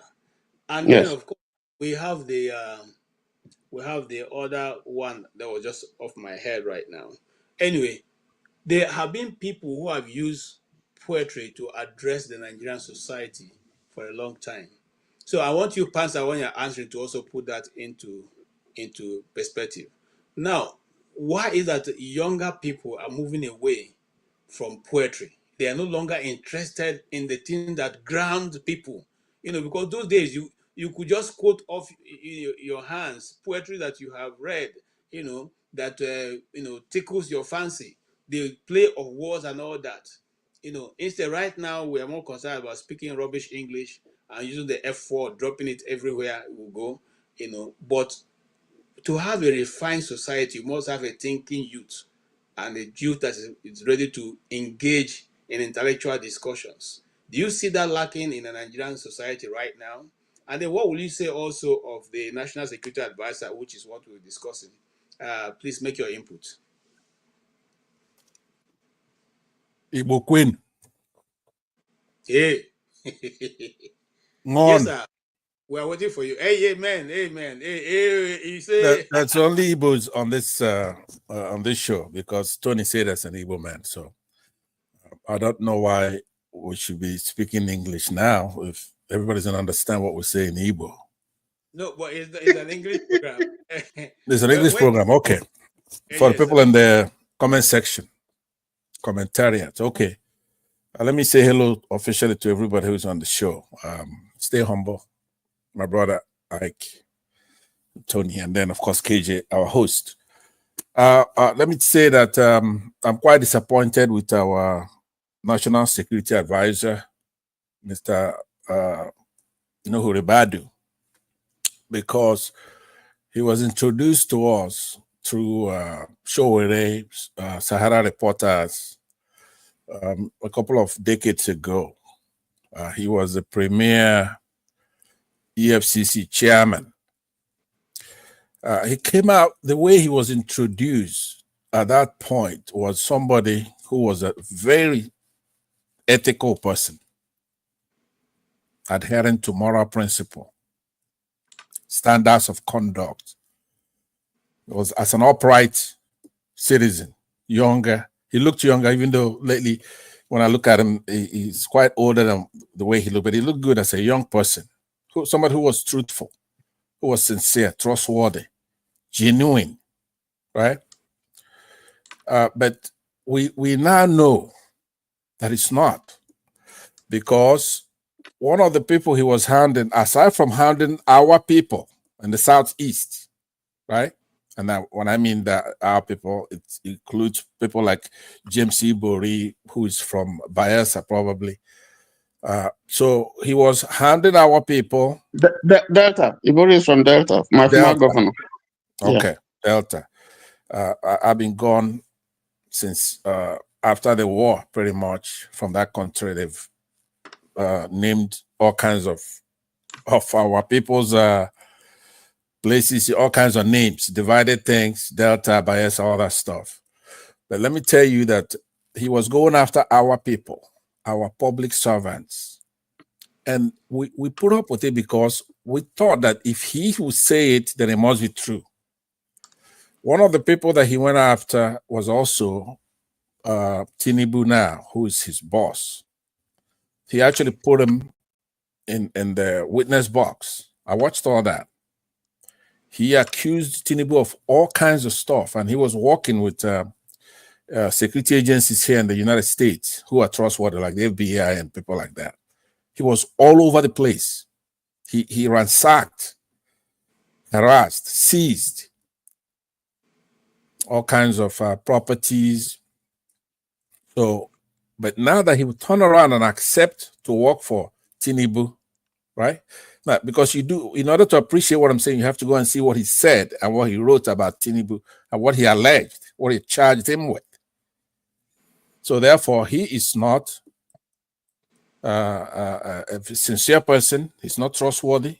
He's not truthful. He's not honorable. He's not ethical. He's not genuine. But having said that, I agree with Tony. I don't think that a mishap of him losing his vehicle to thugs or thieves takes anything away from him. That's not the role of a national security advisor to prevent burglary and stuff like that, or theft. His job is to advise the president, giving him expert counsel on a wide range of national security issues, including foreign policy, defense, intelligence, and then, of course, homeland security and stuff like that. Managing those decisions and the processes that lead to that. Staffing the president, coordinating with other agencies, overseeing policy implementation, more higher brow stuff. It's not his job. His car should be protected by the police, which should be local, depending on where he is. And of course, if you're a national security advisor, not advisor, advisor, you have to have national security before you become you have an advisor. Do we have national security? Of course we don't. Right? What is there for him to coordinate? They're just naming. Nigeria has all the names in the world, all kinds of acronyms, all kinds of agencies. But we don't have security in the country. We don't have a policy, security policies. So I don't want us to go into those kind of discussions because we don't have the primary stuff. We don't have the primary stuff. So we're not, say, the United States, where they're getting all this stuff from. The U.S. has National Security Council. You start from that, right? Am I making sense in what I'm saying? Am I answering your question? Yes. You have to have National Security Act. You have to have National Security Agency. You have to have a National Security Council. You have to have a national security strategy before you have a national security advisor.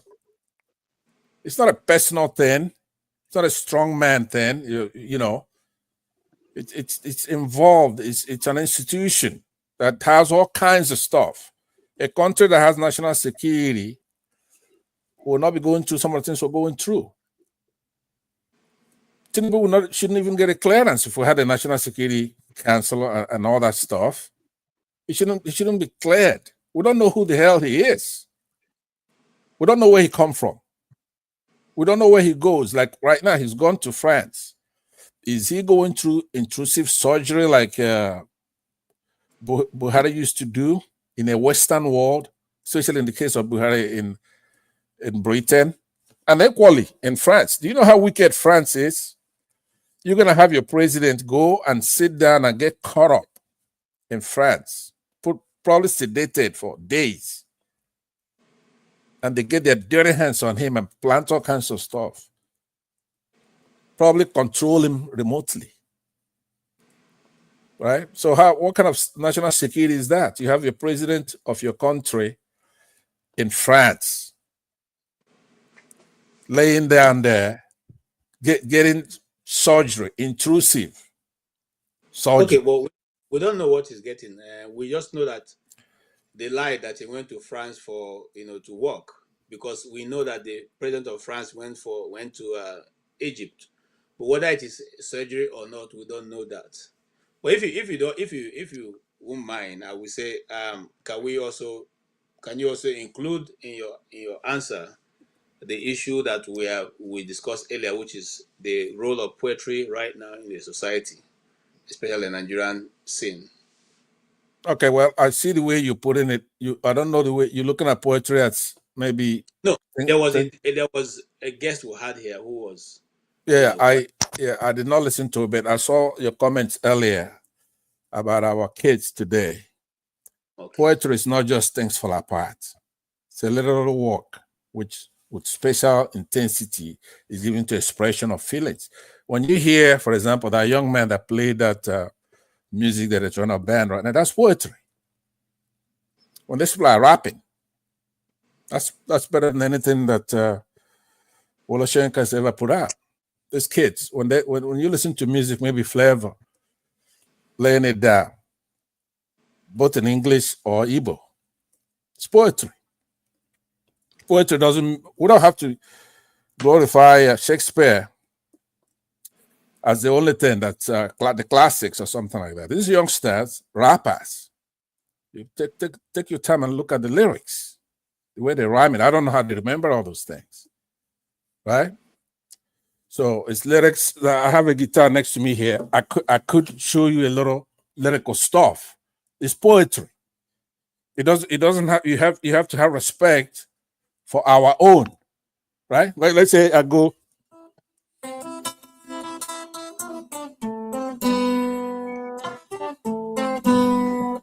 Come on, Pansa.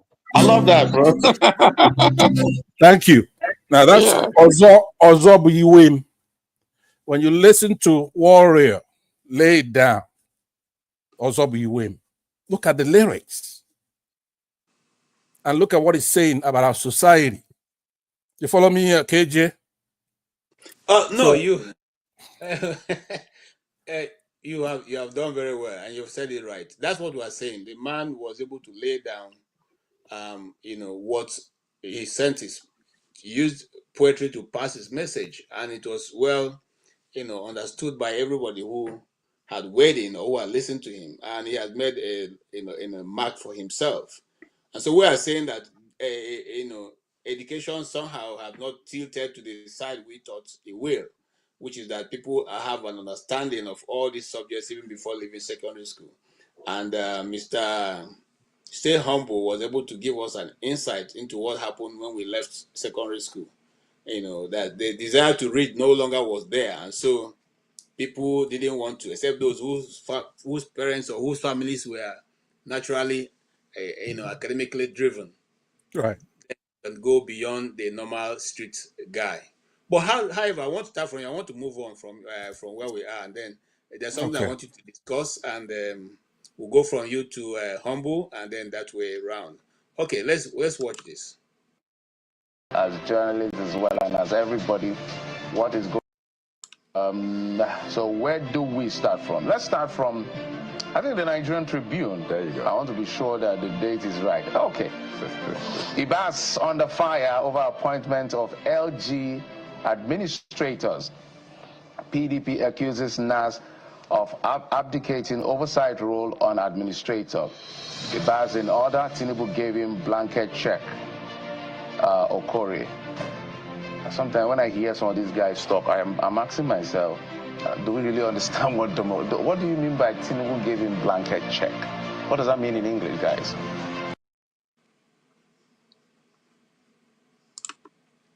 Yeah. Discussing River State. The sole administrator has gone ahead to appoint 23 local government caretaker chairman as against the ruling of the High Court. So what would be your take? To me, it seems to me that Nigeria has come to a place where nobody now follows the law. You do whatever you want to do, irrespective of what the court thinks. What do you think, Pansa? Well, I'm quite upset about this, what's going on in River State, because it's not really River State as the target of the shenanigans they're pulling up there. The way River State has been, they're part of our problem. That state, Edo State, Bayelsa. I wouldn't put it beyond Fubara that he planned this stuff with Wike. I haven't ruled that out. It's possible. This River State has been a big problem for us, especially those of us who are in the Southeast. I was in another show that was making the case that the River State, they like to run their mouth insulting us, those of us who are in the Southeast. When we had a war here, went to war against Nigeria, we left our properties and went to war, and they came back and they took it. And they say it's abandoned property. These are our people. These are probably our brothers and sisters when you look back. And they've been troublemakers. They let the Fulanis come all the way from outside the country and some from the north, come and take the oil, and they guard it, and they give them weapons to guard it as they take the oil. Without River State, Bayelsa, and all those people in the creeks, these people in the north would have nothing. They have nothing. They come and they take that oil, and then they use that money to trample on our heads. Right? They're small. They cannot defend that oil. Right? They're there guarding the oil for Dangote to come and take the oil. Now, I know the question you're asking me, but I'm giving you the contours of what matters. It's not what you're talking about. Right? They won in the last election, 2023. People as far as Taraba, Benue, Lagos, Abuja, so many other places, Edo, came together into the coalition to rescue our country. We all came together under the Labour Party, and this is what they did, especially Bayelsa, where when their son, Jonathan, ran for office, the 5 southeastern states gave their son 94 percentile of the votes. 94, 92, 93, 94, that kind of thing. They voted for PDP in Bayelsa. These are our people. The people in River State, they sat there when Wike is singing kindergarten rhymes for them, because it's funny. Let me tell you something. If you look at how Oyibo came and conquered us and took us as slaves, part of it is the rhyme, the nursery songs, emotional songs. When Wike is over there singing something like agreement is agreement to you, and they're chorusing it, they love it. Or if it's Asari Dokubo and he's saying, turn by turn, you, I beg you, wait for your turn. They love it. That's what they have to do. So when they come over there and removed in Nigeria against our constitution, they remove the governor and impose a sole administrator. They don't do anything. They could care less. That place is a place that they could shut down, and the Nigerian government will listen, because they get the oil from there. All these Oyibos, and when I was younger, I used to go over there to party. Go to a lot of nice okay, parties. But if you ask me, what I would have asked you, so as you round up in 1 minute, is what would you expect of the Rivers people to do at this point? Because the sole administrator has clearly gone beyond and overboard what he was asked to do. Even though he's illegitimate, yet he has now gone above the functions given to him by the president. What should be the reaction of the people of Rivers State? Look, if they have a sole administrator, he can do whatever he wants, right? If you do evil stuff like they did, they have it coming. Their targets, people in the Southeast, they're never gonna be able to stop us. We just haven't flexed our muscle. We're going to. These River State, and I'm telling you right now, KJ, because you like to get along. You don't want me to, like my brother Ike here, you don't want me to tell you the truth. You want me to get along with Rivers people, for example. For example, I will say some things, maybe they won't vote for Peter Obi, right? Don't vote for Peter Obi. The point I'm making for you, don't be emotional about this. Our enemies are Bayelsa, Delta, River State, Edo State. That's who we, for me, in the Southeast, that's who we have to deal with. Nothing else, not the Fulanese. These people, let these Fulanese Muslims come over there, take these resources to deal with us. They know that if they build train tracks, they won't build in the Southeast. So they measure their success with two things, which the Yorubas do as well, which is to say, are we getting a better deal than Southeasterners? That's it. Once that's met, then that's what you may grimace, you may turn around because you want me to start advising them what to do. What do I care? If they're not playing ball, why shouldn't that sole administrator take it over? Because we want to come over there and take it from that sole administrator. That's what I was the case I was making. Now listen, I'm going to end with this. What we have to do is to take that River State. We Biafrans will have to do it because they are part of our problem. So it's better to let the sole administrator take it, so they will go and take it from the sole administrator because we can. They are not listening. They didn't vote for Peter Obi, or if they did, they turned off the beavers.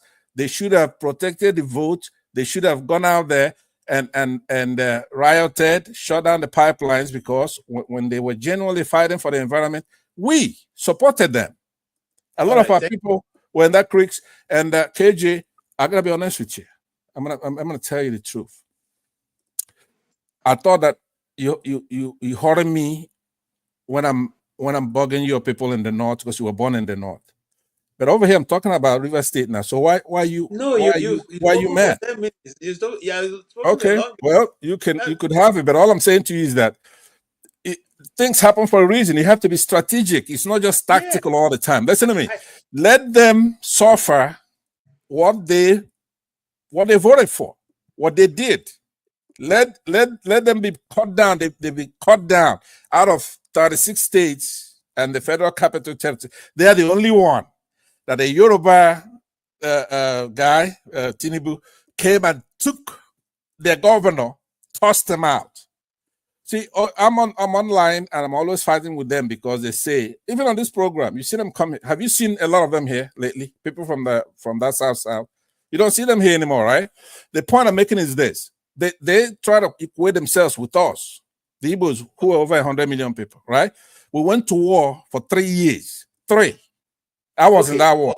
So if somebody come and take away your governor, right? A governor that you voted for, somebody came and removed him, you can't even do anything. And they're waiting for the thing to come back. So why are you concerned? It's none of your business. Let them have it. I think we need to move. Now, go ahead. Yes, what my business is, Pansa. Right now, I am, and I'm going to put it here. I mean, I've said it many times. I'm not one of those who is supporting, who is saying, Nigeria must be one. No, it's because we are not behaving like people who want to be one. But however, as it stands now, it is one Nigeria. The East is in Nigeria. The South is in Nigeria. The Southwest is in Nigeria. The North is in Nigeria. So it's either we continue to merge in the contraption, or we all sit down and have a discussion.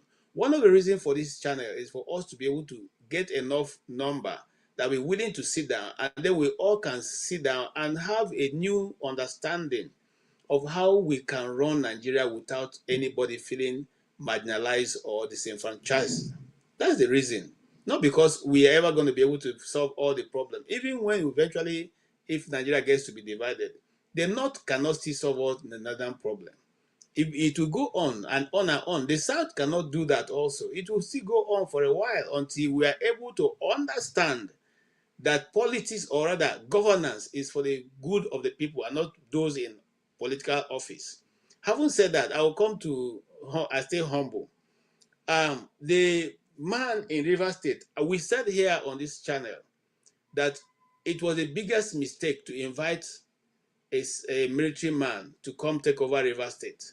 And to make it even worse, the military man is not of River State.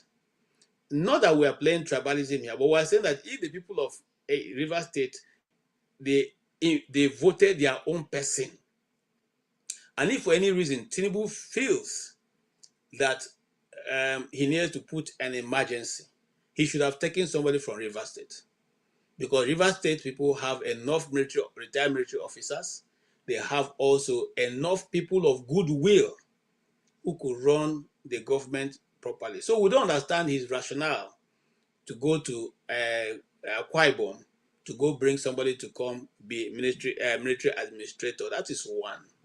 Two, we don't understand his rationale for also telling the man to go take over and then maintain the peace.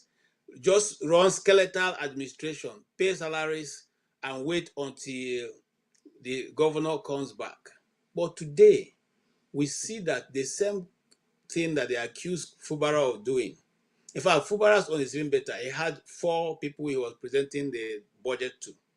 This man has nobody. He's a sole administrator. He does whatever he wants. He has sacked almost everybody who has any political office and replaced those he wants to replace, and appointed even new people into positions that hitherto wouldn't have been. There's rumor that Wike went to River State briefly 2 days ago to conclude on that list of the new sole administrators for the local governments, and majority of all the names they are, according to them, is they are Wike men. The question I want to ask in part of all this is this: has it become that the court has totally lost its value, that nobody now listens to whatever the court rules out? Or Nigeria have come to free for all, dog eat dog, whoever can, you can, whatever you can do, you do. Is that where we are right now? Has the rule of law totally broken down in Nigeria? Well, the thing is that what's the difference between appointing a former military person and then a civilian? What difference will it make? If I were to ask you. So what's the difference between Tinubu and Abacha? Is that this is my thinking. River State has a problem. You run to a military officer to come and solve the problem. So a civilian is not good to solve the problem. If the military is better than solving problem and being able to lead properly, then why are we wasting our time with politicians? That's the natural default I would have gone to. Because if you feel that there was a problem in River State that needs to be solved, so you are not telling us that it is the military that can bring peace and be able to stabilize and run a good governance and be trusted with the money of river people. 6 billion is given to the man. 600 billion is given to the man with nobody to account.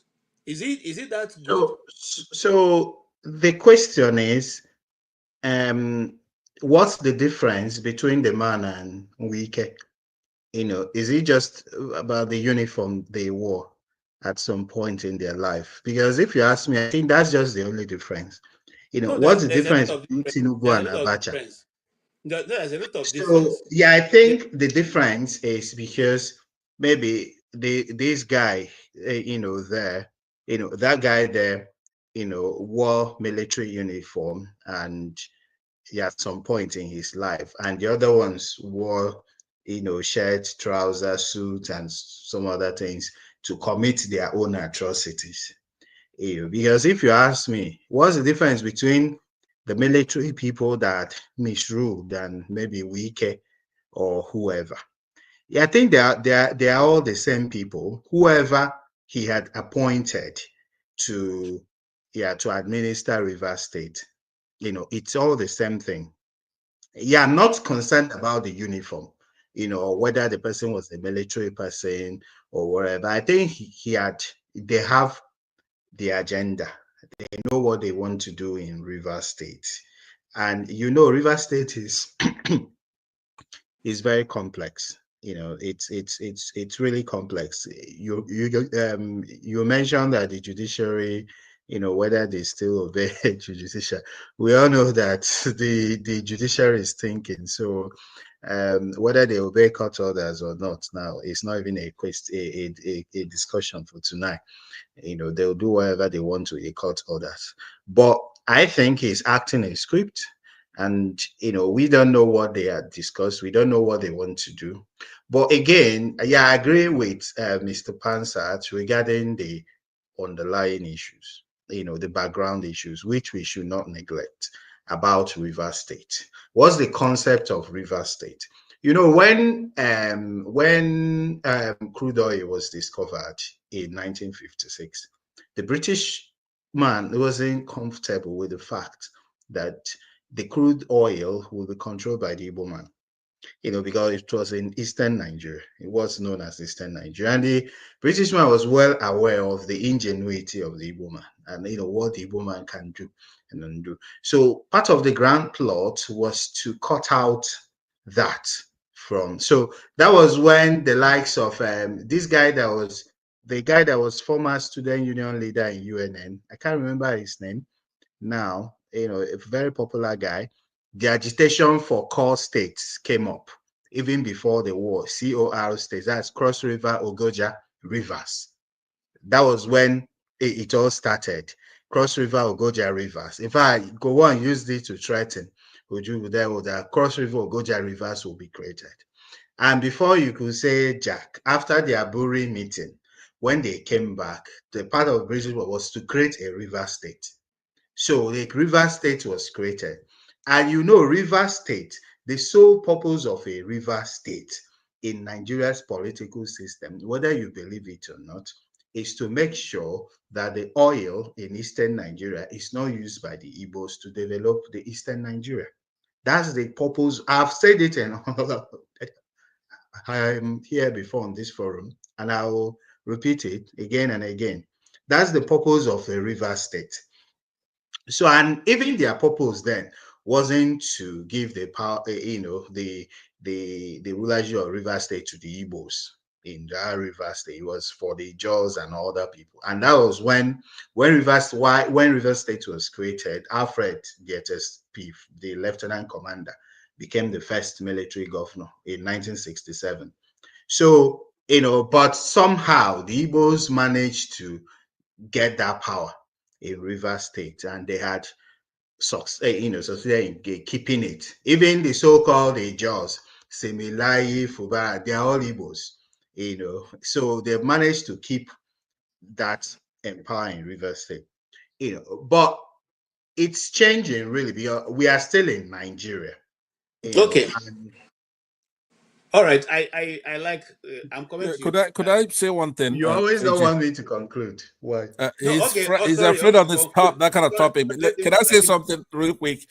I was gonna say that what's happening with a sole administrator in River State is not limited. If that stands, right, it affects everybody, right? So the way people normally deal with this, there's in court, there should be amicus curiae. Right? There should be a amicus brief from every governor to go to court and make sure that doesn't happen, that the president who's elected, if you go to our constitution, all the powers of each one of these people are delineated in the constitution, right? The power of the governor, the power of the president and all that. If you let that stand, then what do we have? Where a president of a different party could come and remove an elected governor and the their assembly of that state. So that's stupid, isn't it? So it's not just a River State issue. It's something that the entire governors of every state should go as amicus curiae, friend of the court, and file a brief to aid the courts, which we don't have courts. Obviously, we're all playing. Right, it's coming down to what I told you the first I came here as KJ, and I'll say this and I'm gone. It's going to be a war. That's how we're going to solve this problem. It's not going to be any of this nonsense. We're going to go to war. We're going to go back. The last time we were fighting Britain, and I want Tinubu, I want the rest of the other tribes to understand, we're going to do it by force, right? We're going to take our country back. We got independence for that country, right, in 1960. So we've tried everything. Now we're going to have to fight it out, and I believe that we could take that country by force. All right, there's a lot of us, 100 million of us.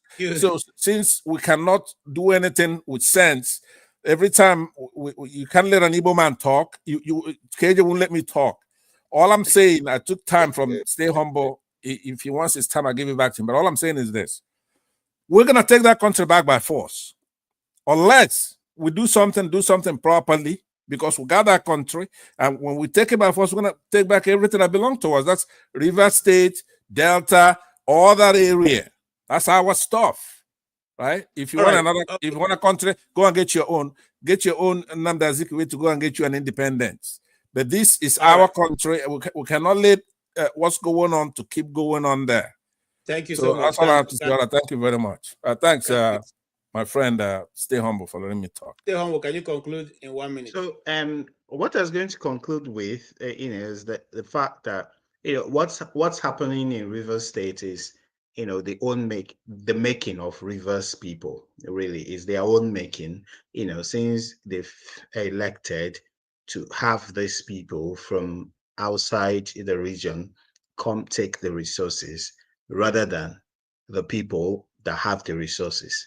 So these kind of things will continue because since you've surrendered your sovereignty to someone else, just because you don't want this thing to be, shared by everyone.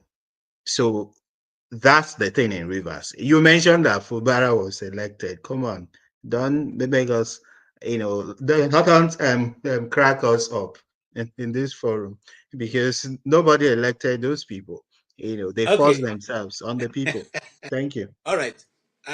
Here I think let me lay it a bit more clearer. When I say Fubara was elected, at least there was some form of election. Whether that was a true candidate, that the true winner or not, we don't know. But for some reason or the other, look, let me tell you something. My biggest problem with Nigeria as a country, even while growing up, you realize that we don't like truth. The Nigerian government and its people do not like the truth. When you are a truth bearer, you are one of the people they hate the most. Okay, and there's somebody here is saying we are allowing. I'm talking about, a BAS as a military administrator that is not a military administrator.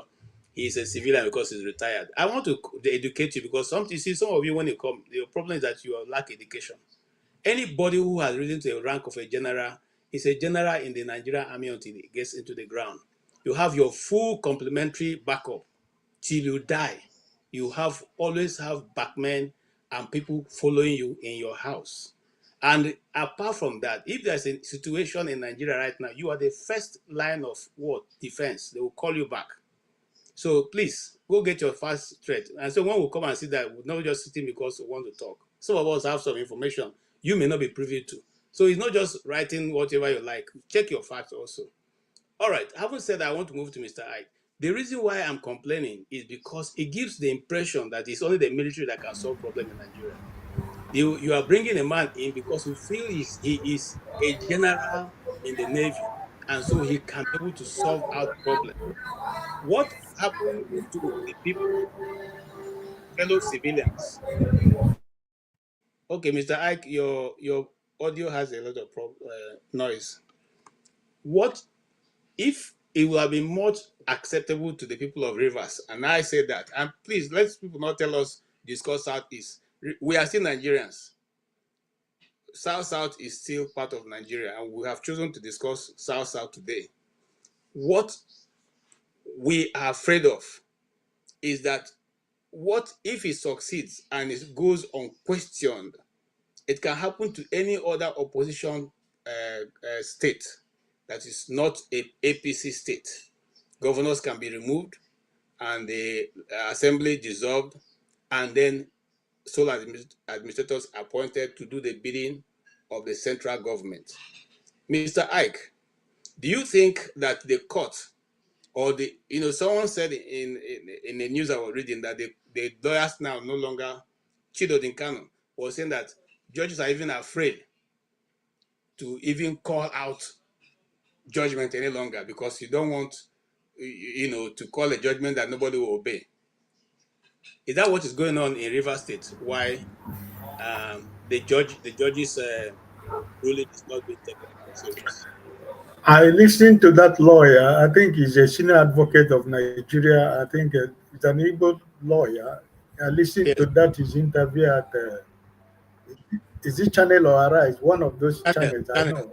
Arise. I don't know if it was Charles and Nicolo that interviewed him. Yes, Arise. One of those guys. So I think, but I think that I think the 11 governors of PDP has gone to the court over this. I think so. My problem with my worry with what is going on in River State is that if you should allow this to stand, automatically no state in Nigeria is safe. That this man can wake up any morning and decide to declare a state of emergency in any state. And what can we do? We can only scream as we are screaming now. The issue of Fubara, nobody is fighting for Fubara. This is one thing we should understand. Nobody is fighting for Fubara.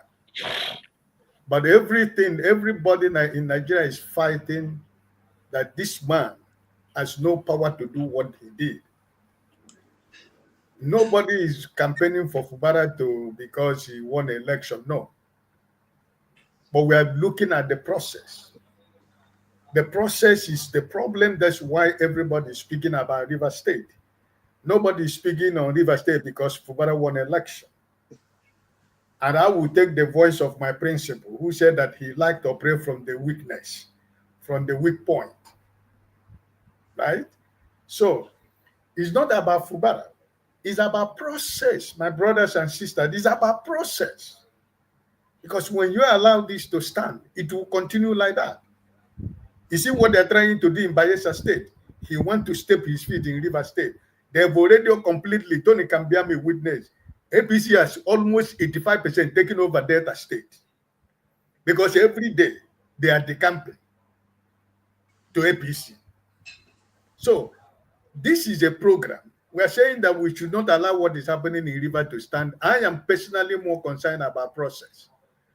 If the Supreme Court says that Fubara does not have power or has no legal right to appoint administrators, after the ruling, Fubara dissolved that local council, dissolved the 3-man people that have been working in the state assembly, and it was following the process. And all of a sudden, you declare a state of emergency. And the Supreme Court also ruled that the money of River State should be not released to Fubara. Now you appointed once a low man. The same day you said you did this, the same day you released the whole money of River State to a man who has no control, who has no check and balances from anybody. He is the head, he is the tail, he is the middle, he is the center, he is the forward, he is the backward. I don't know where the system that is in is working. Now he has gone again to appoint sole administrators. Some people went to court and court said that it was wrong, but he's still doing what he's doing. Where is Abio? Where is the Speaker of the House of Representatives? Those who said that they're going to be the people that are going to monitor what is going on in River State. Your president said that he will report directly to where is he? He's in France. So it's just my concern is my concern is process. It's not about Fubara. Let's not miss this point. It's the process. The process, we want the process to be the normal process. But what is going on in River State is not the normal process. So everybody should be fighting not because of Fubara, but we should be talking so that that process should be reversed back, so that it doesn't happen in another state. And that's why I'm saying now that the killing that is going on in Plateau State and Benue State, why has he refused to declare state of emergency? The one that happened in Enugu last 2 weeks or so, why have he refused to declare emergency state of emergency? So it is all about capture. These are the states he has marked out he wants for 2027. All these people that this man is appointing now, these are the people that Wike has given him as names. So that thing that Wike couldn't do through Fubara, he's not doing it with that sole administrator, planting his own people. That even eventually when Fubara comes back as the governor of the state, he is going to be powerless. So I am personally more concerned about process. I'm not concerned about Fubara. All right, thank you so much. Of course, there are many news in Nigeria that we are all of us are struggling to catch up. I also know that Mahmoud Yakubu is on his way out. In fact, he's out of INEC. If you all remember, Wike's brother is one of the INEC chairmen in one of the states. Is it possible that he was going to emerge as the INEC? I mean, he's an INEC commissioner now. Is it possible that he may emerge as an INEC chairman? We'll live to see.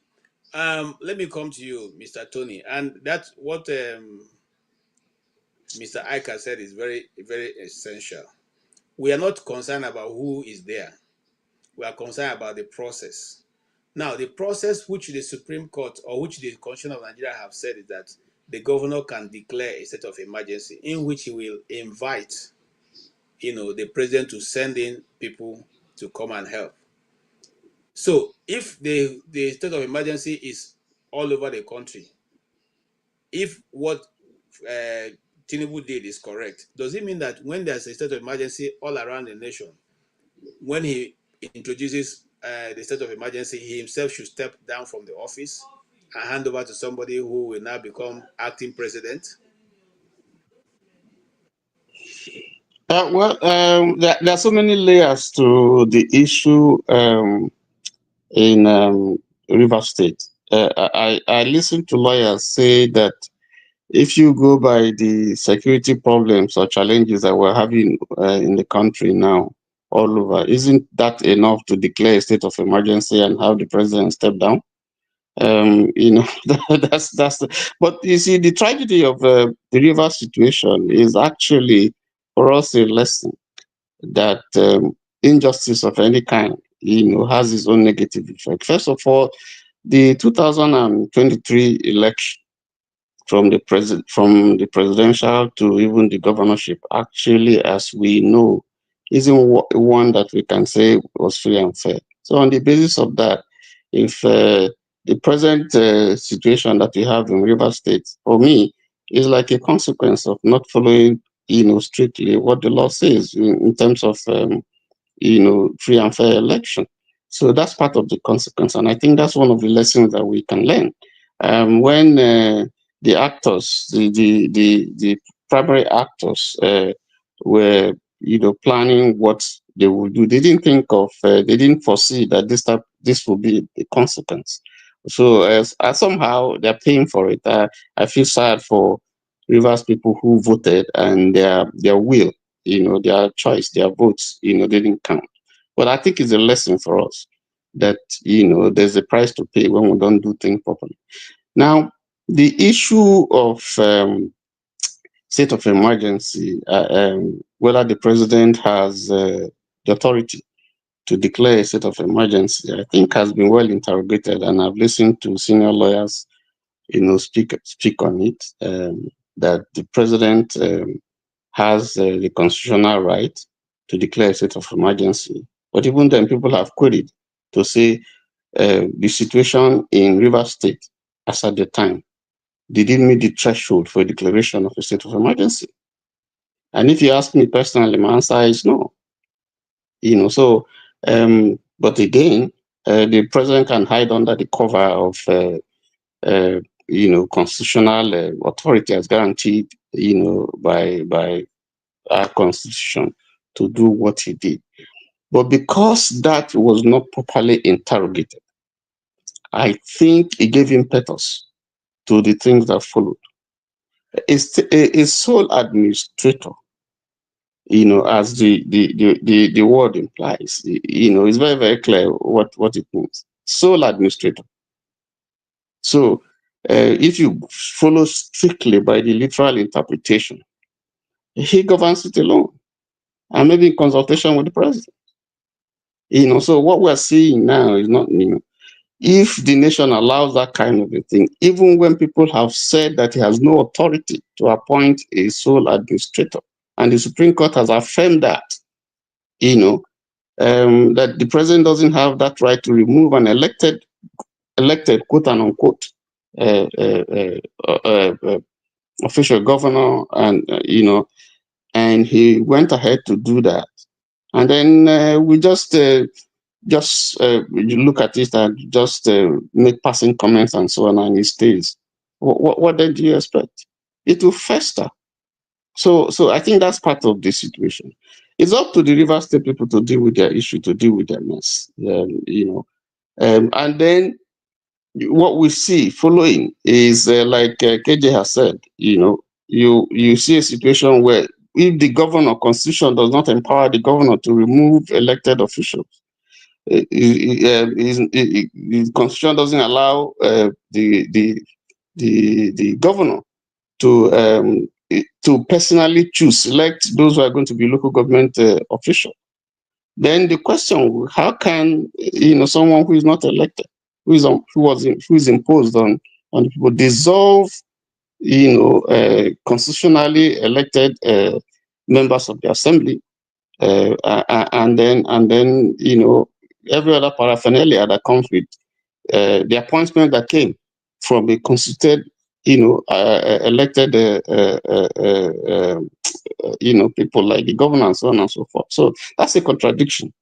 And then I think we're just sleeping over it and letting it go. So I think what we're seeing now, because we haven't been hard enough, in grappling with the issue, the women are demonstrating. Well, that's good, but it's up to River State people to determine, to say whether whether that's a proper thing to do, whether the president has the constitutional authority to do that, and so on and so forth. So that for me is for them to deal with, but I like also to comment on a few things that Pansa said. Okay. My representative up to date is a Labour candidate in the Federal House of Assembly. In the Federal House is Labour. In my state, Labour won, became first, even though it's a PDP state, predominantly a PDP state. So when you begin to single out Delta, amongst some other states, I kind of just I just laugh, because that's not what you are saying. Doesn't represent the way we feel. As regards Biafra and so on, and what Pansat was saying, if you look at those who fought the war, the Biafran war, I can give you a few names. We already know that Nzogu is from Midwest, now Delta. Colonel Okwechime fought in the Biafran side, eventually came down to the Nigerian side. He's from Delta. Achuzia is from Delta. Colonel Wawo from Delta. Colonel Oche, Delta. Even Maduebo, who played, who is high-ranking, held a high-ranking office, I think, in Biafra. He is from Delta. And I can go on and on and on and on and mention names. So when you begin to say the key people who fought this Biafran war, officers, I can tell you, if you begin to take them one by one, they're from Midwest, they are Delta people.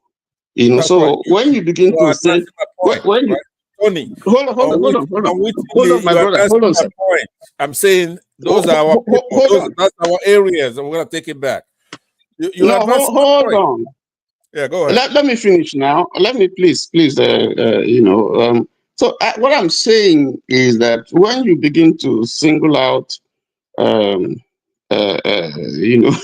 and so on, I know that Delta is not monolithic in terms of ethnic composition, but there's a section of Delta, that clearly stand out in terms of their feelings and the way they have responded, or the way they respond to the situations in Nigeria. I just need you to know that even Effiong not from my state, but he's also from the South.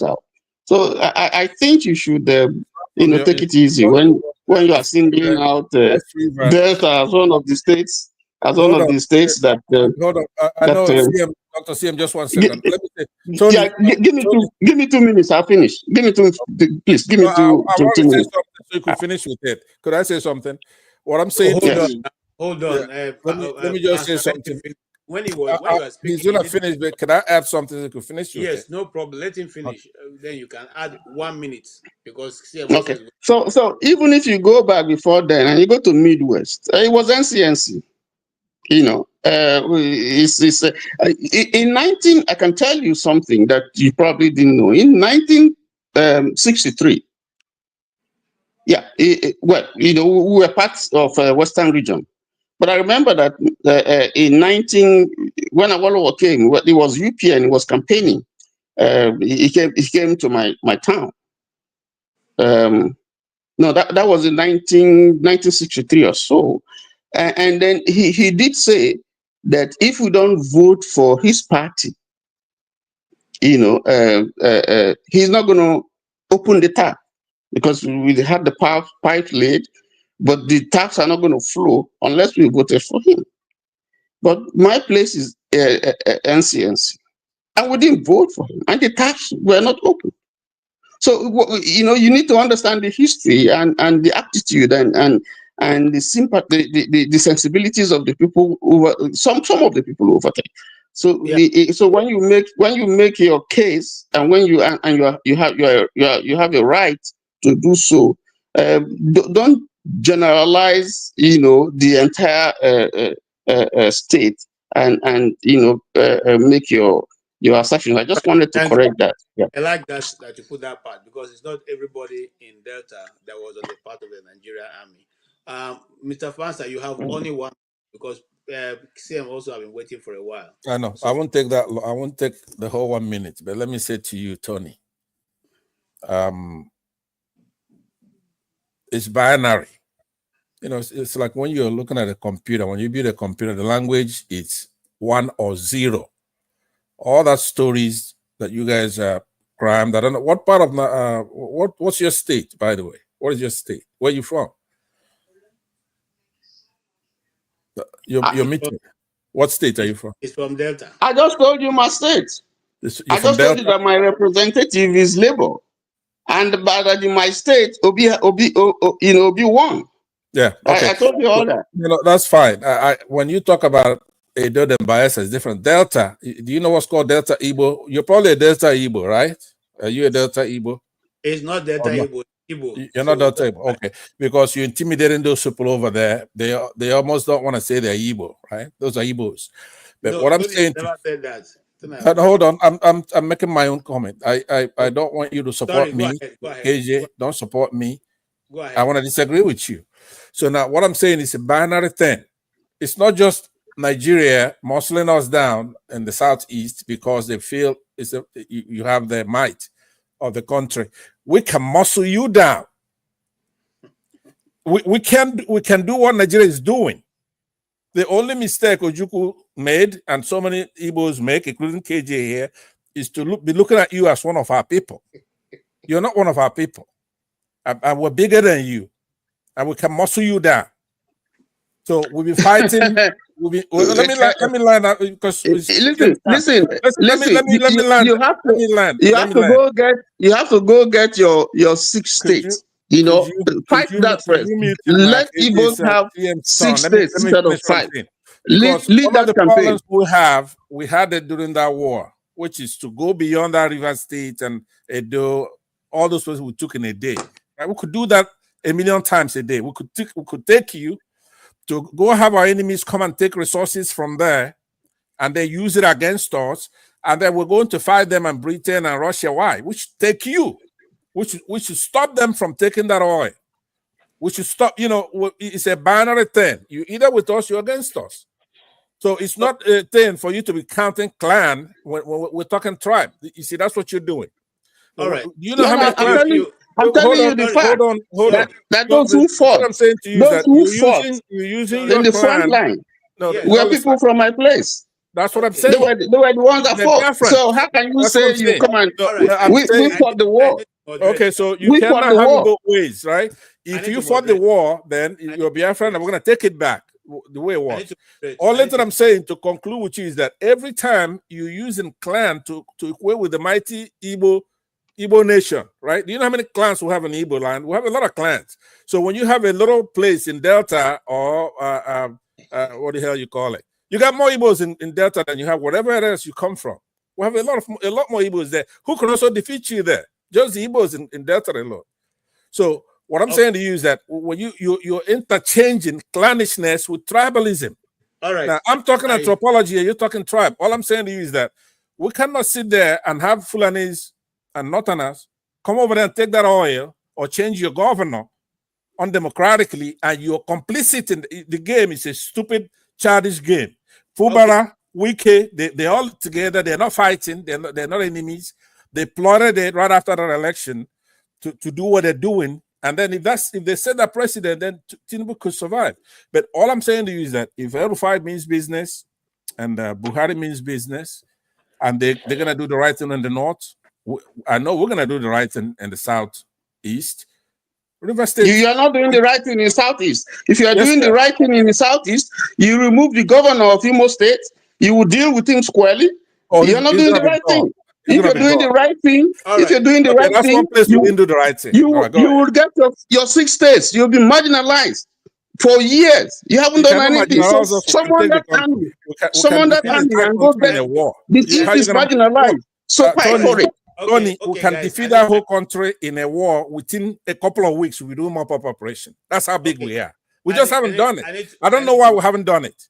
That's why everybody's running their mouth at us. We could take that whole country by force. Mr. Pansa, okay, you have taken more than almost 5 minutes now. So let me moderate. Mr. Tony, thank you for your patience also. And what you said is very correct. And I want to align with that.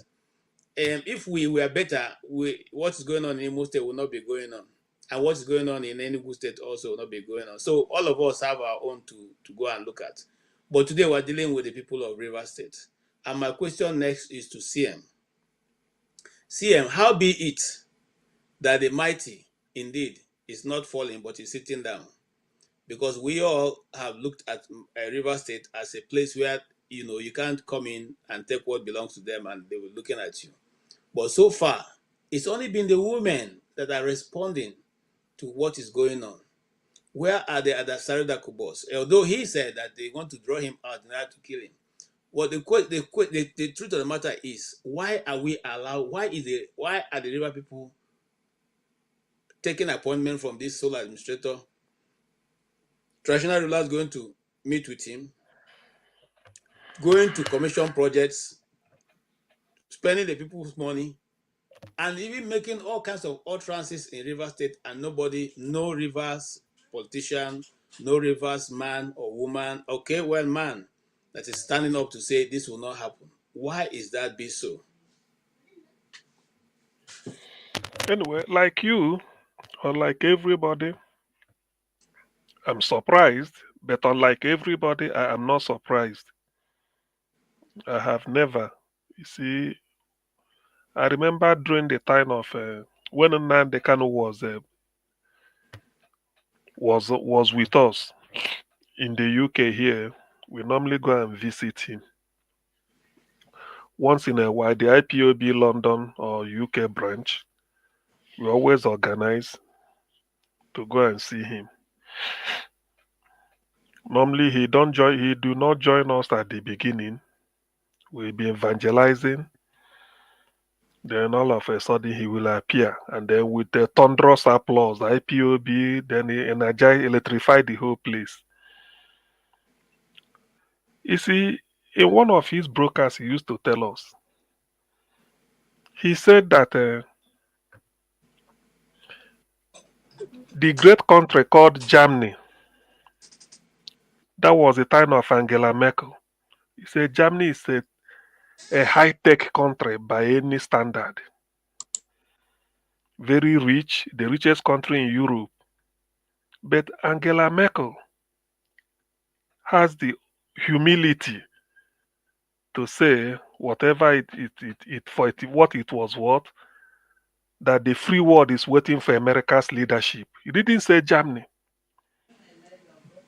He said no matter what, America must lead, that the Europe will stand with America in world leadership. Now they kind of say that thing, what it meant is that the white people, they always know that when they want something, they know the level of their power they can push. But we in Africa or we in Nigeria, they don't know. He said when he's fighting for Biafra, all this, people will be antagonizing him, Igbo, Igbo, Igbo. He said, but without Igbo, Fulanization would have been a foregone conclusion, could have been concluded long time. He said that is like we are the barrier. So bringing you to what happened in River, what is going on in River State. You see, this should have been the opportunity for them. When I say for them, I'm meaning I want to remove the Southeast.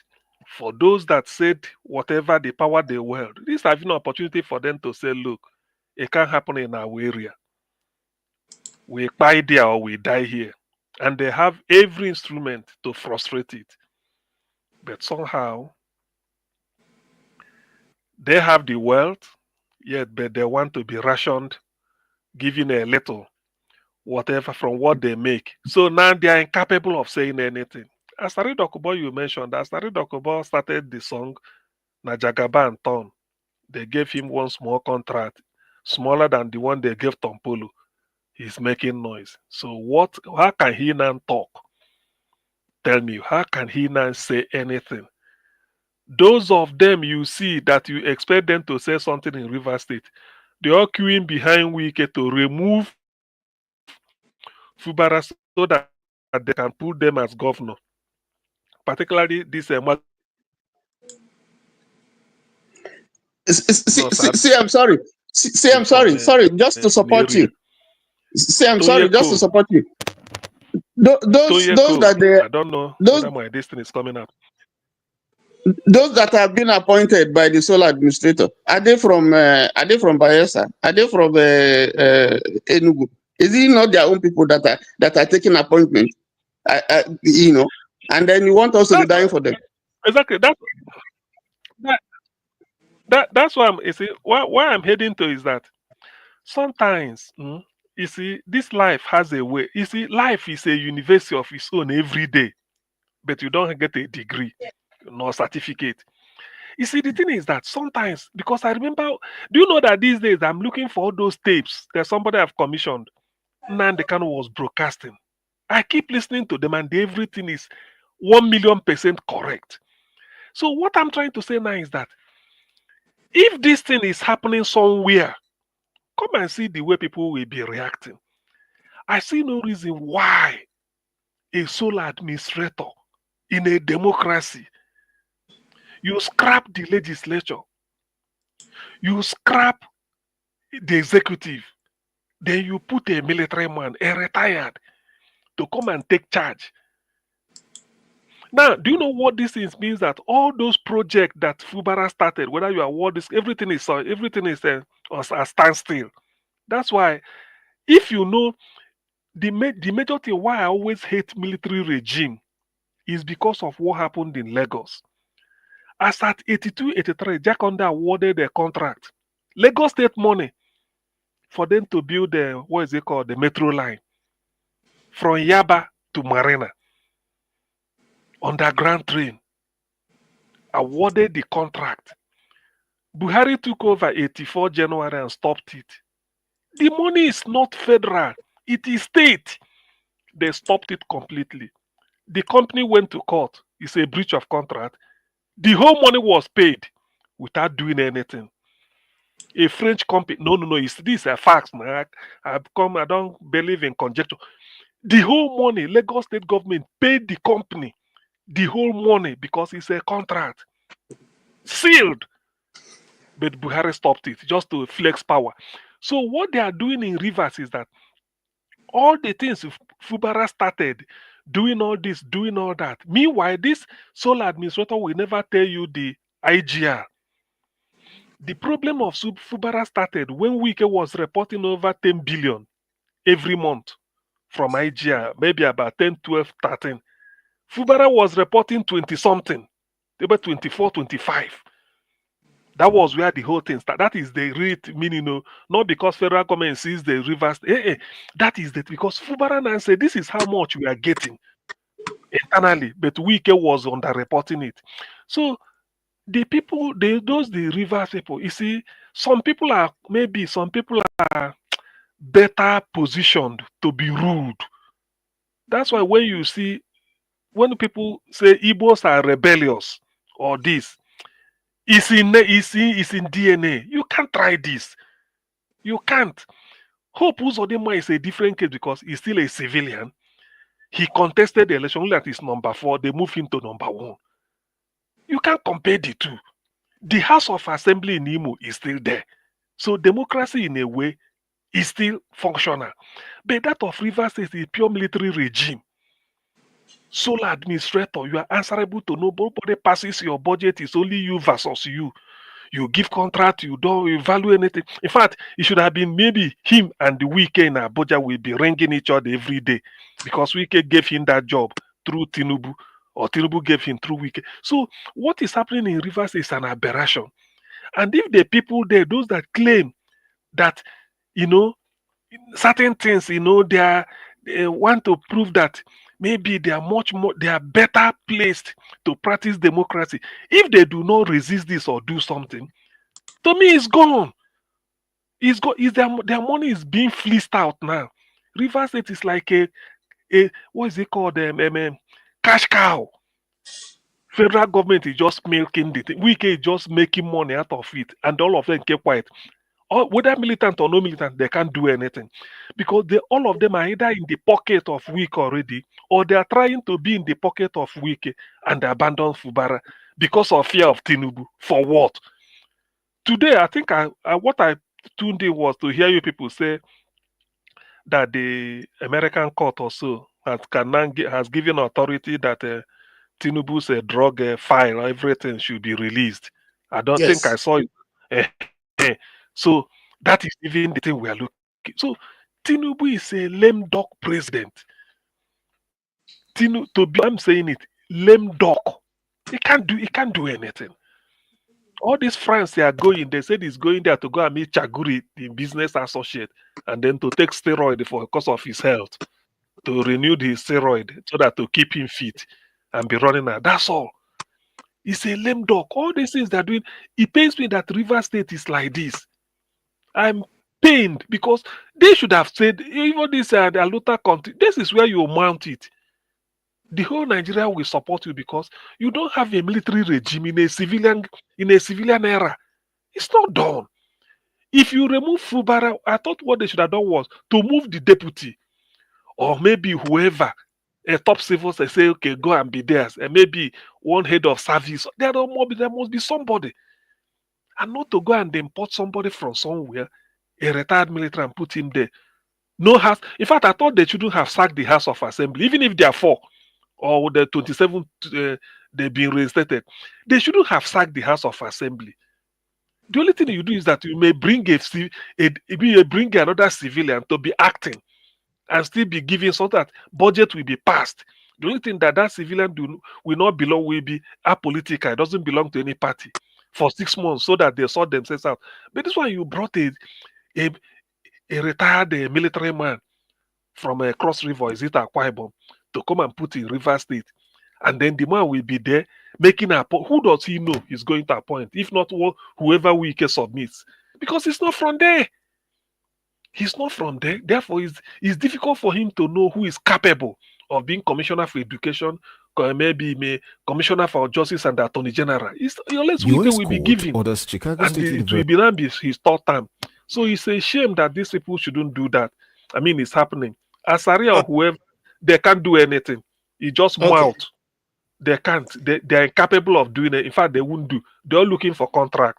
But it's a shame anyway. Thank you so much. You see, that's the reason why we from Africa, we see, sometimes when we come here, people think we don't want to discuss geopolitics. No. geopolitics is not just talking about security. Geopolitics is also being strategic as a community. If the Igbos are not strategic as a community, after the war, they will have all died off. It was a strategic communication or togetherness that brought them to the point where they are today. So some people from the East, when they're talking about strategy, I think they have tested it. And I keep saying this thing, we are not hoping that Nigeria will go through any civil disturbances. Because there are certain people who heard about the war, they read about the war, but they never had any inclination. 2 days ago, someone was saying on the platform that while the war was going on in the East, people in Lagos were going to parties. They are living a normal life. It never affected them, not for one day. So now such people come and sit on this panel and they tell you, you know what happened in 1966? We'll do it again. What do you know that happened in 1966? You don't know nothing. Okay. Anyway, I want to move us to just what CM talked about, and that will be our last discussion for this evening. And please, let's listen. Tinubu's records to Atiku. The court ordered. U.S. court orders Chicago State University to release Tinubu's records to Atiku. The court ordered the Chicago State University to release 4 sets of documents relating to Bola Tinubu as requested by Atiku Abubakar. They are true and correct copies of the following: an exemplar of a Chicago State University diploma issued to Bola Ahmed Tinubu in 1979. Bola Tinubu's diploma issued in 1979. Any exemplar of a Chicago State University diploma that contains the same font, seal, signatures, and wording as in Exhibit C to the First Lieu Declaration, which purports to be a CSU diploma issued to Bola Tinubu on or about June 22, 1979. The Chicago State University documents that were certified and produced by Jamar Orr, an Associate General Counsel at CSU, and communications relating to these documents. The United States District Court in Northern Illinois has given Chicago State University 48 hours starting Saturday to release President Bola Tinubu's academic records to former Vice President Atiku Abubakar. In a ruling delivered on Saturday, the judge, Nancy Maldonado, after dismissing Tinubu's objection, gave the university until noon on Monday to release the documents to Atiku. Judge Maldonado dismissed Tinubu's objection to the September 20 decision of a magistrate judge of the court, Jeffrey Gilbert. The judge on Saturday fully affirmed Judge Gilbert's ruling ordering the university to release Tinubu's academic records as requested by Atiku. She insisted Atiku had the right to have access to the documents.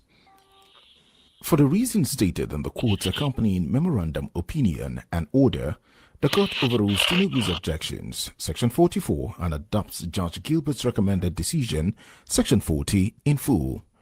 The court therefore grants Mr. Abubakar's application under 28 U.S.C. S. 1782. Ms. Maldonado ruled. She said the CSU must complete all the necessary filings concerning the release by 5 p.m. on Tuesday. Respondent CSU is directed to produce all relevant and non-privileged documents in response to requests for production numbers 1 through 4 as narrowed by Judge Gilbert and adopted by the District Court in its opinion. In Mr. Abubakar's subpoena by noon CDT on Monday, October 2, 2023. The Rule 30B-6 deposition of CSU's corporate designee must be completed by 5 p.m. CDT on Tuesday, October 3, 2023, the court ordered. Atiku had asked for the documents for use in Nigerian courts to support his argument that Mr. Tinubu forged a diploma certificate he claimed to have obtained from CSU in 1979 and submitted to Nigeria's electoral body, INEC, for the 2023 presidential election. Okay.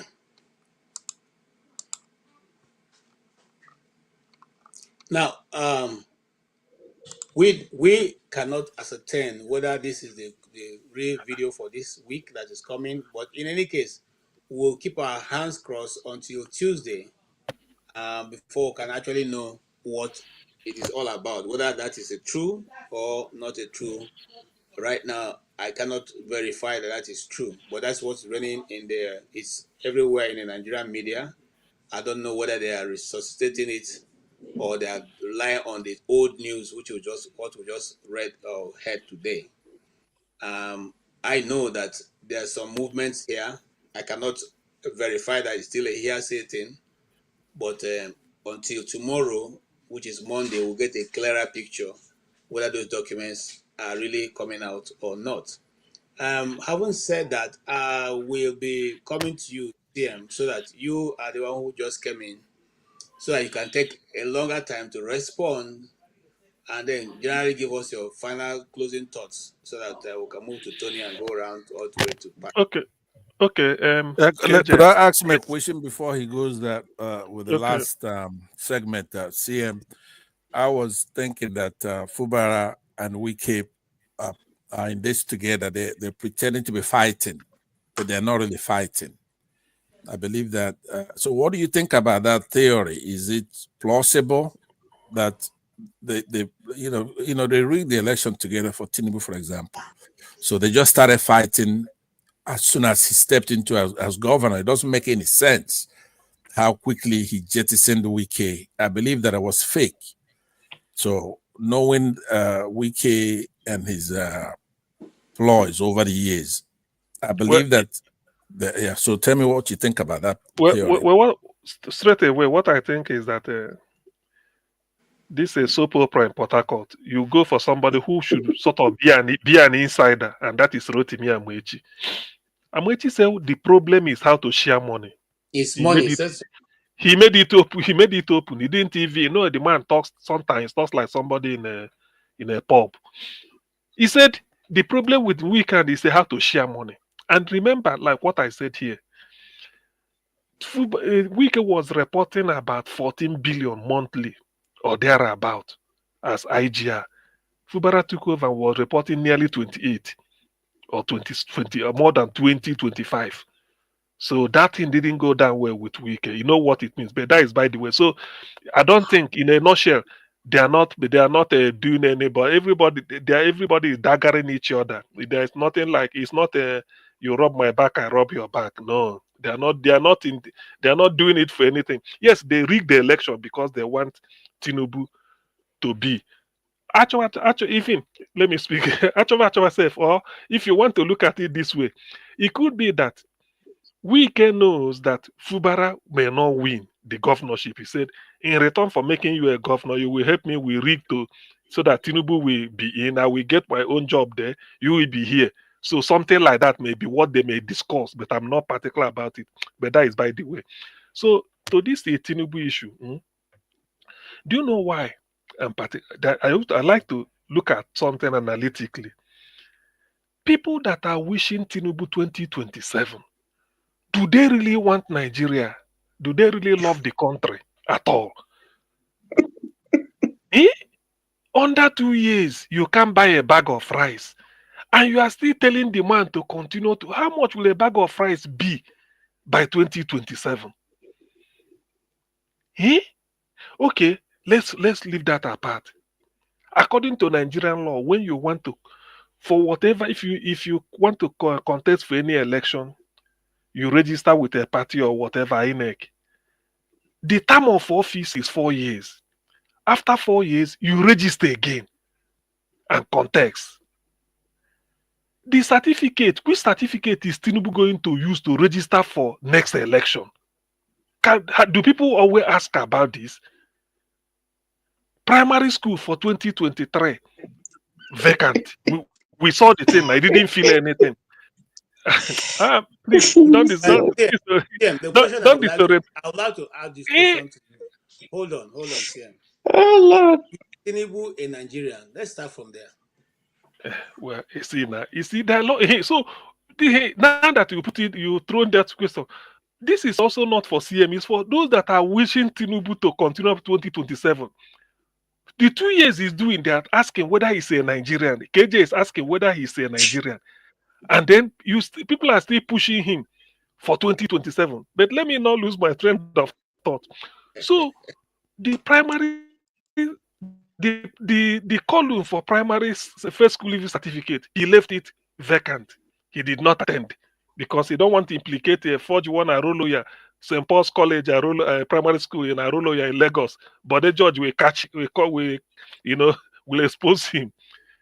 He used to say government college Ibadan until they wanted to organize Old Boys Association to honor him when he was governor of Lagos State. Yinko Dumaki said, which state was he, said, this old government college? Nobody gave the answer, and everything collapsed. Tinubu then choose willingly. He said that Lagos, what the government college, Eric Moore, Lagos. He graduated. He chose his own date. He graduated 1970. But the school was established 1974.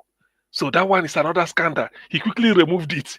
No, these are these are facts. So to be on the safe side, he left secondary school vacant.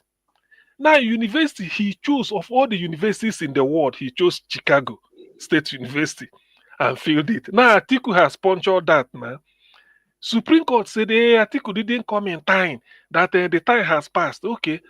Next one, Tinubu is going to contest for 2027. Which certificate is he now going to present? Which university has he attended now? Because you don't know whether I was attending the university in Abuja, for this. You don't know. It's possible that he will bring a certificate from France. You have been going to France. It's possible. So you see, no, okay, it might well be, but I don't know whether people are, because I know that all the documents he used to enter the first time are not correct, so he can't bring it again. This time you can't bring Chicago again.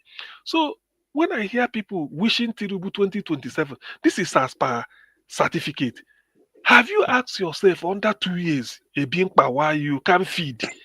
And the man responsible for it, you are wishing him to continue, which means by that time a bag of rice might come to 850 million, a bag of rice.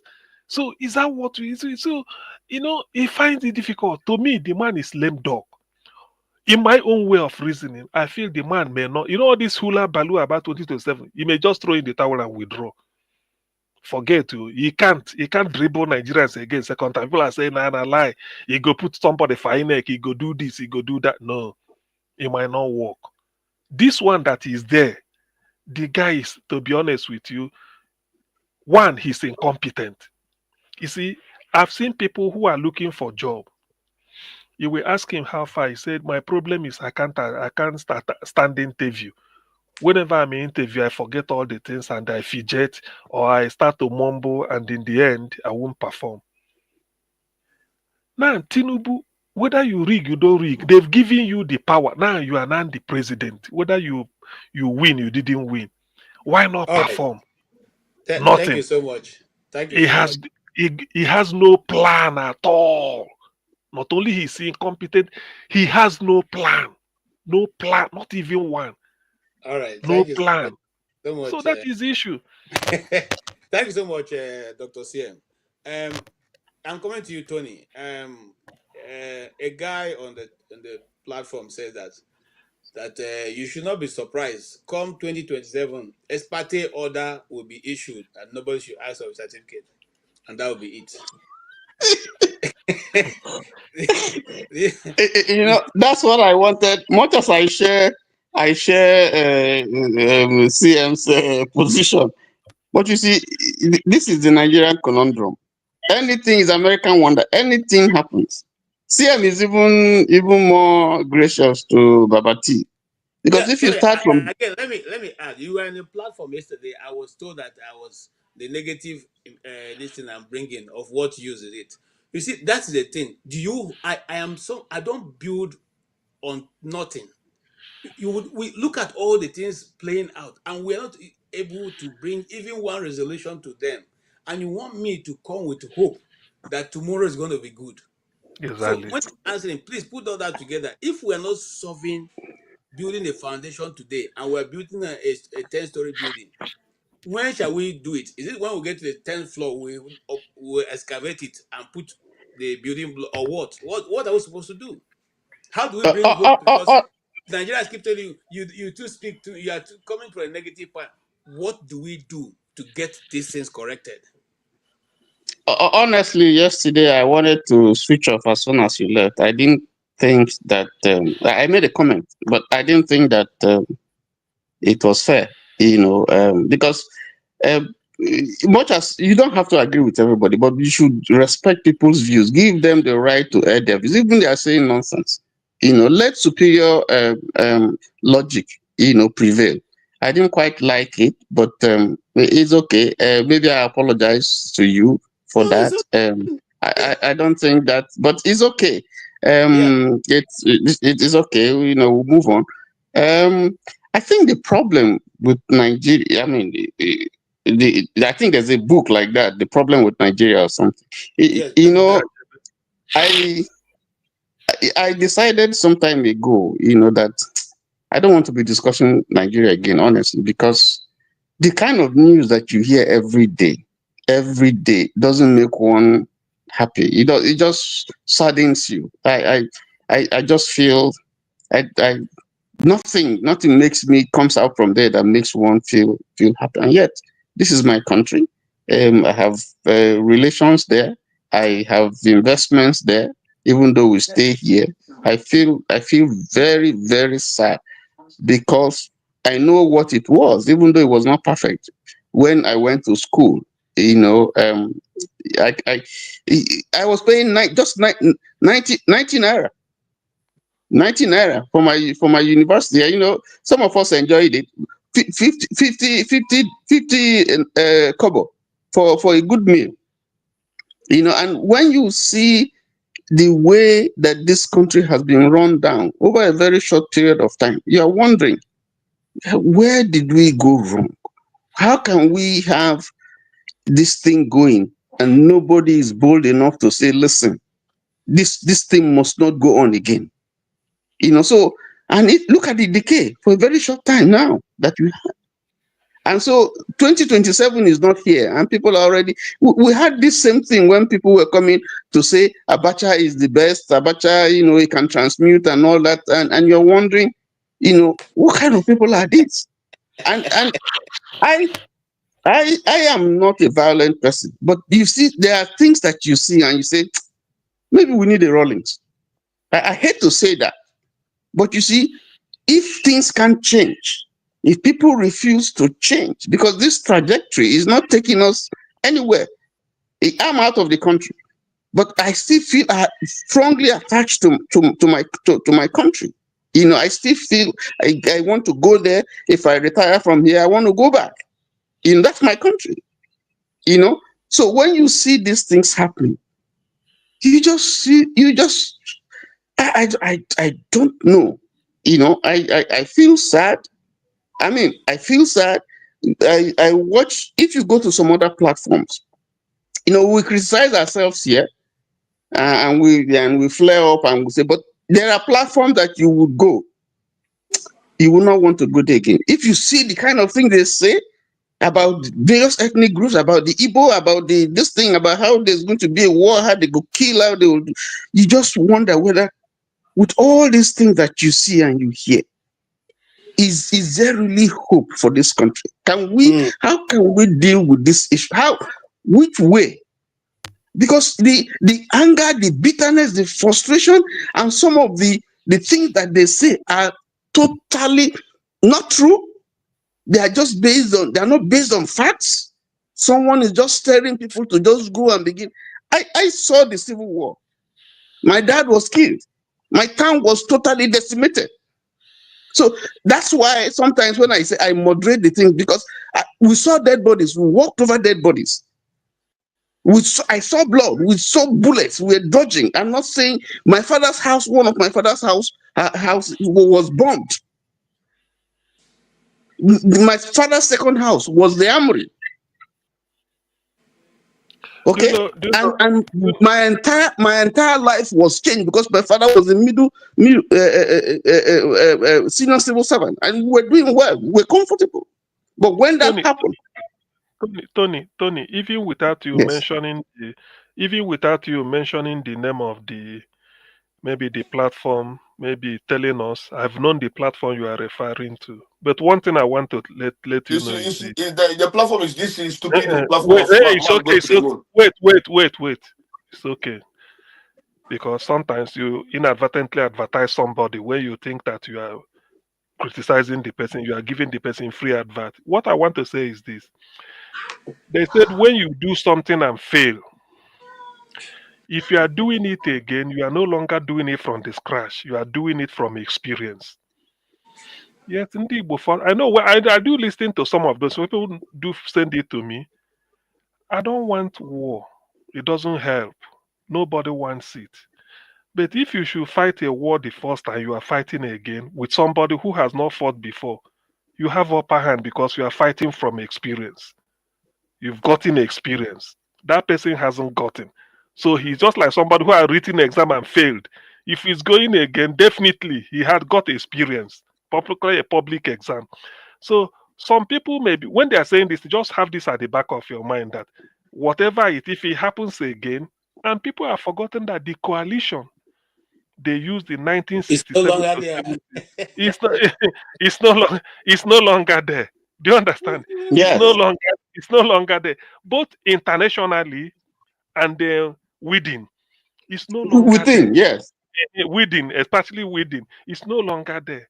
And the generation that fought that one are different. This is a ball game now. That's why Nandika used to tell them this is a different ball And some game of them now. are regretting. And some of them are regretting for taking the position they took.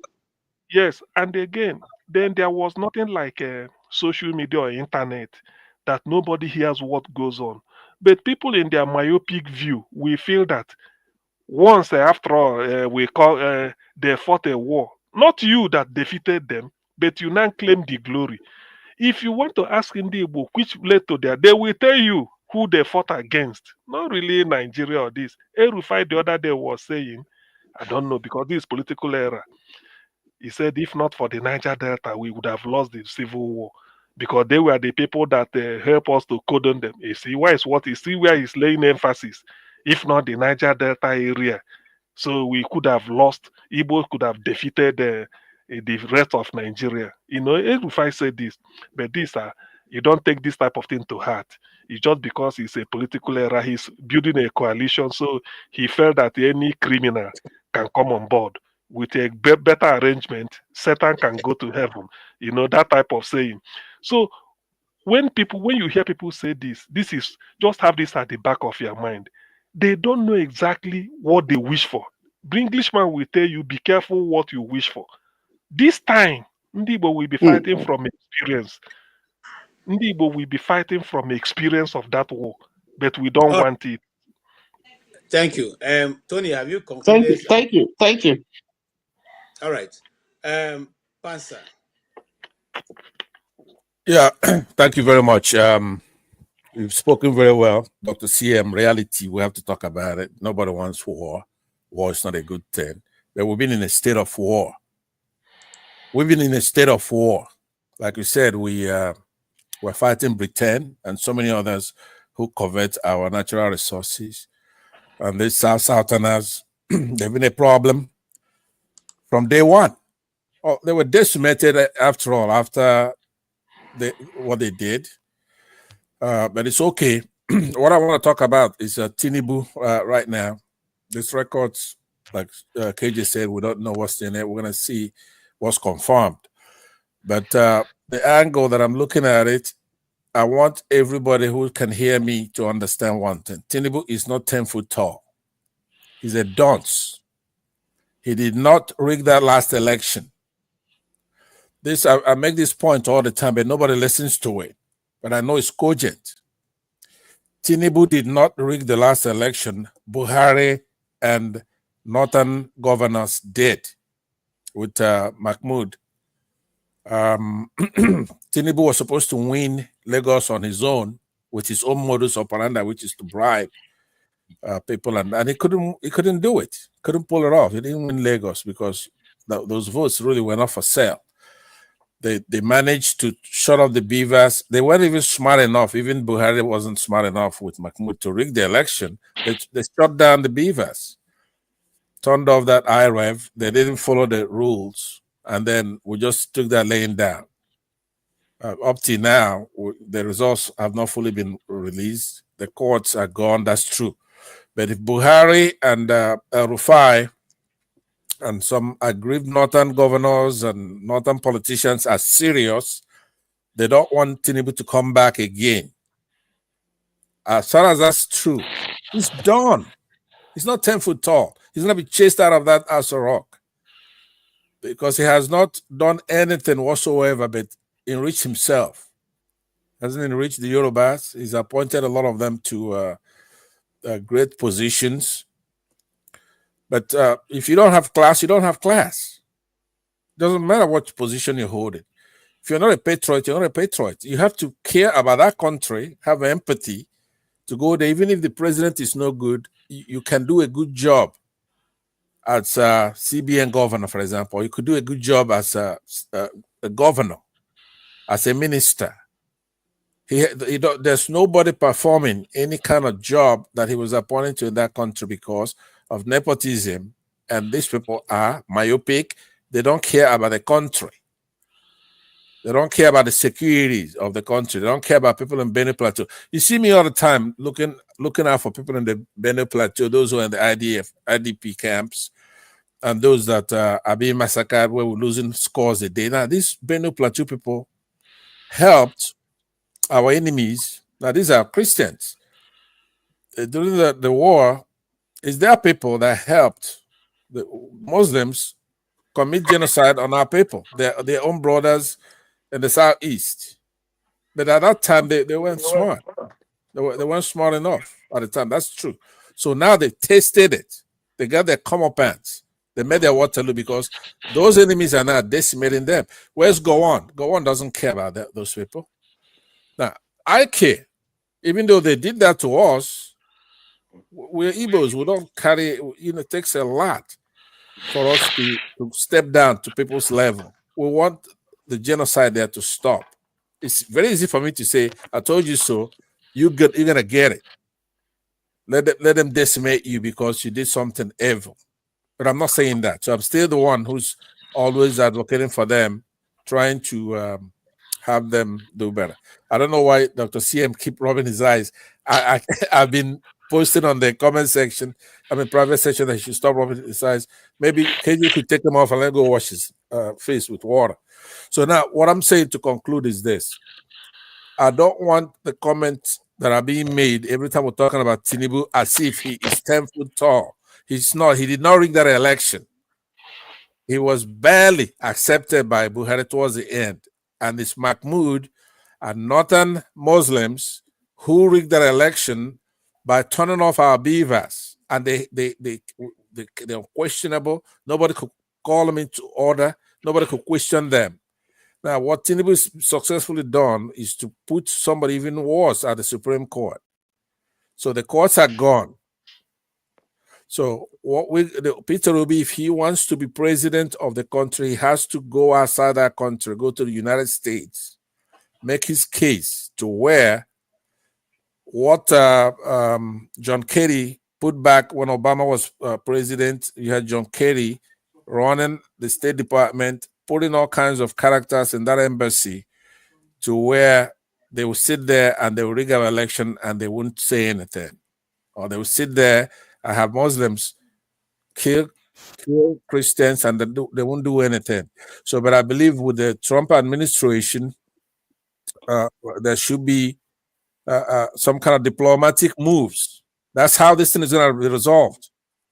If they make their case, we don't need Trump to help us invade and stop these Muslims from killing Christians. All he has to do for us is to make sure that we have a good election that is transparent, that is clear, non-violent, that obeys our constitution and our laws. If he has to guarantee that, so in the sense that he has to make it clear that if somebody did not win that election, the United States will not recognize them, no matter what Britain says.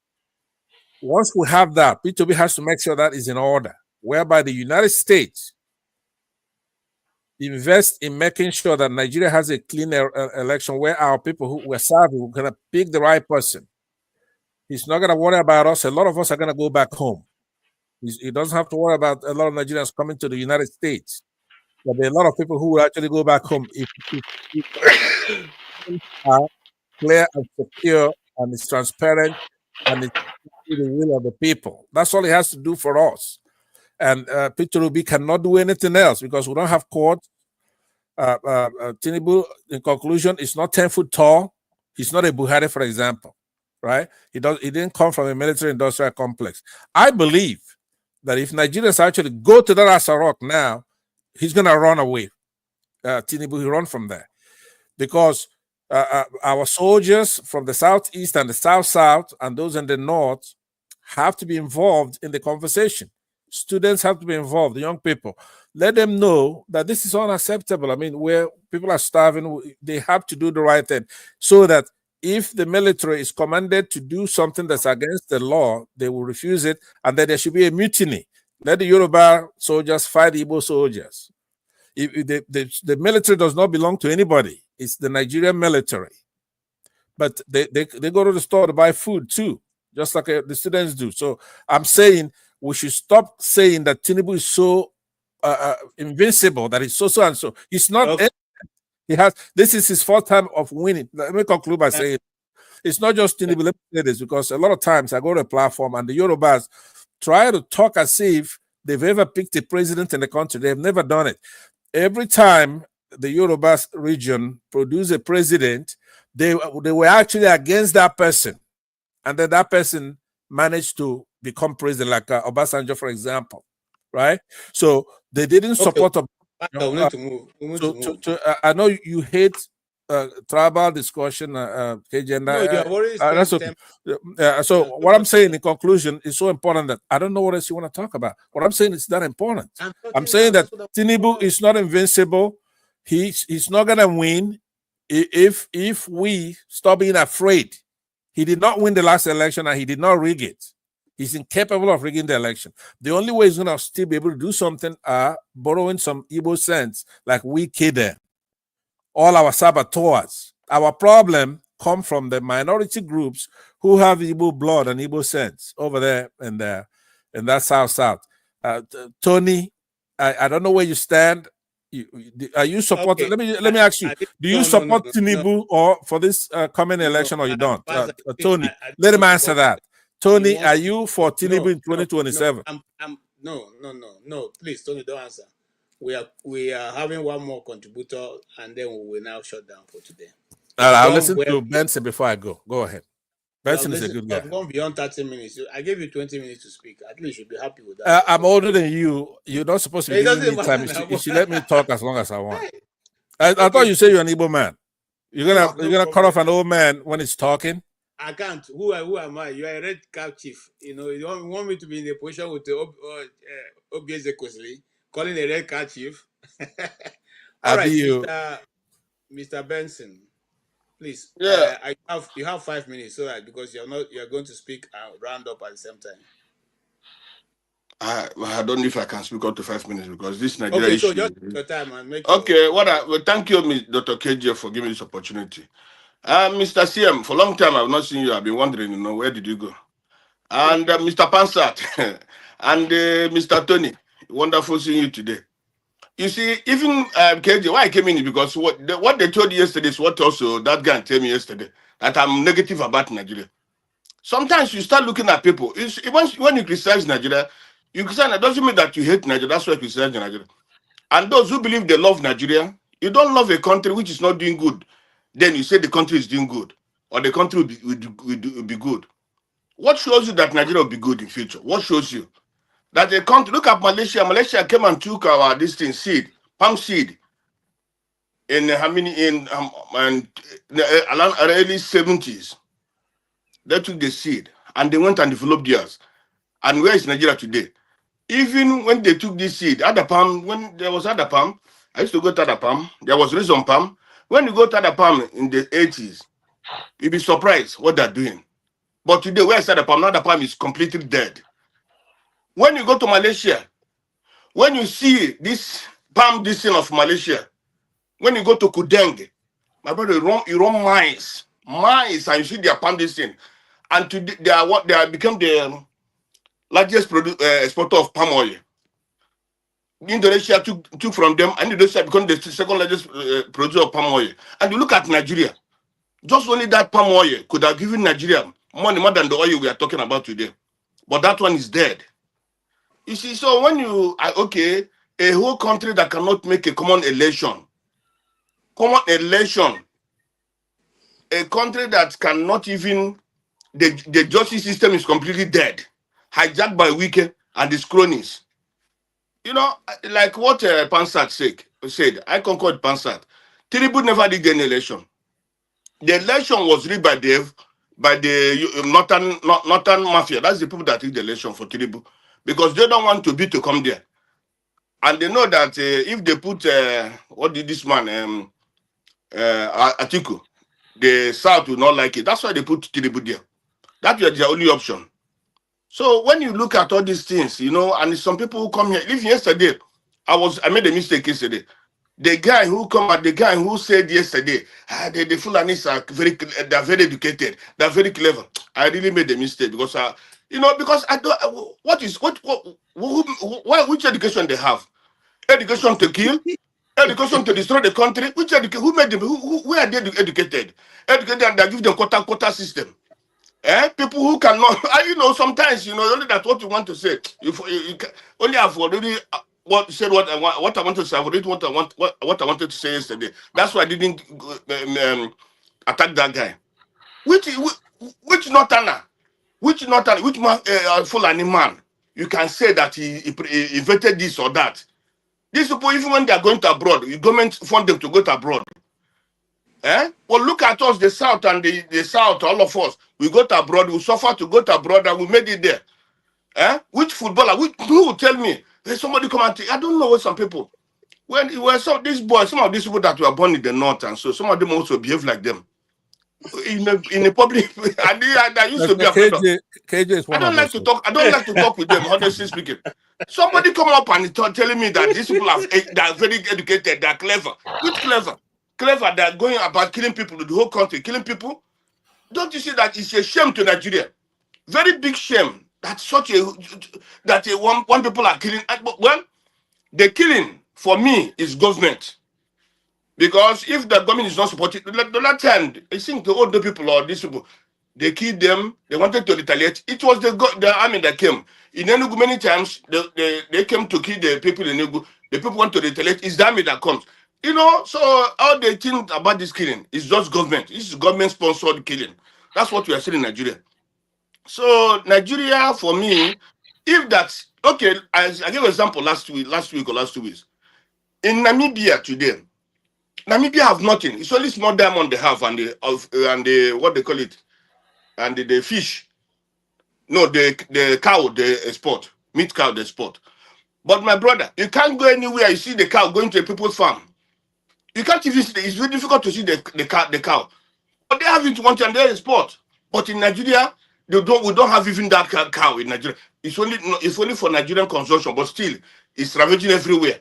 How can some people have gone to you see, the thing is that these people are not herdsmen. These people are gangs.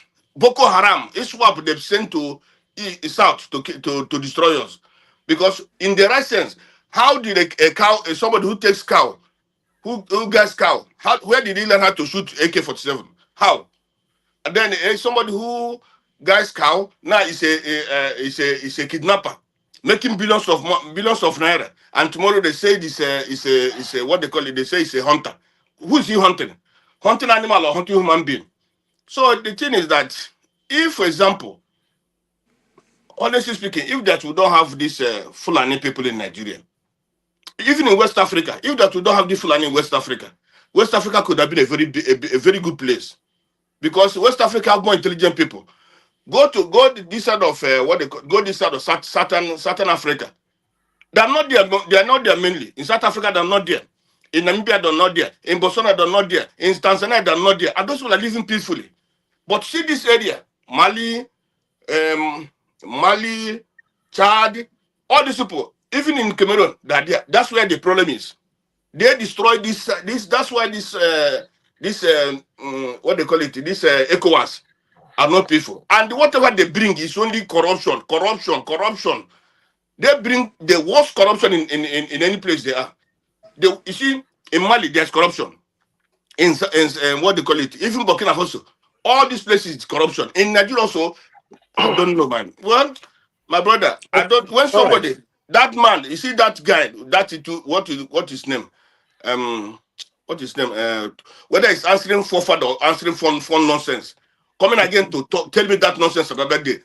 In short, I don't want to All say right.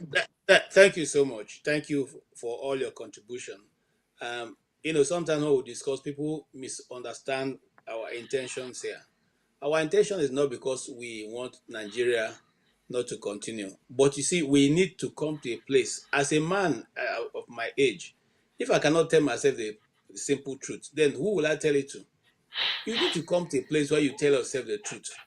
If being together is no longer working, let us divide in peace. The life of people that is constantly being... I have a video that I am not able to show now of people in the Idoma part of Benue State taking videos of people, helicopters dropping, arms and all that to these people. David Mark spoke about this, even though I think he waited too long before. It was too long before he spoke. There's another video, recent video of T.Y. Danjuma speaking about the same thing. Okay, now all these things are ahead, and nothing is done about it. There is also another news now. I'm here to confirm that another set of hunters have been caught in Edo State. No, that's true. That's the truth. That's true. They say their wives are taking their guns to them. That's true. Yes. Yeah, there's another one. They say the women, their wives are taking guns to them.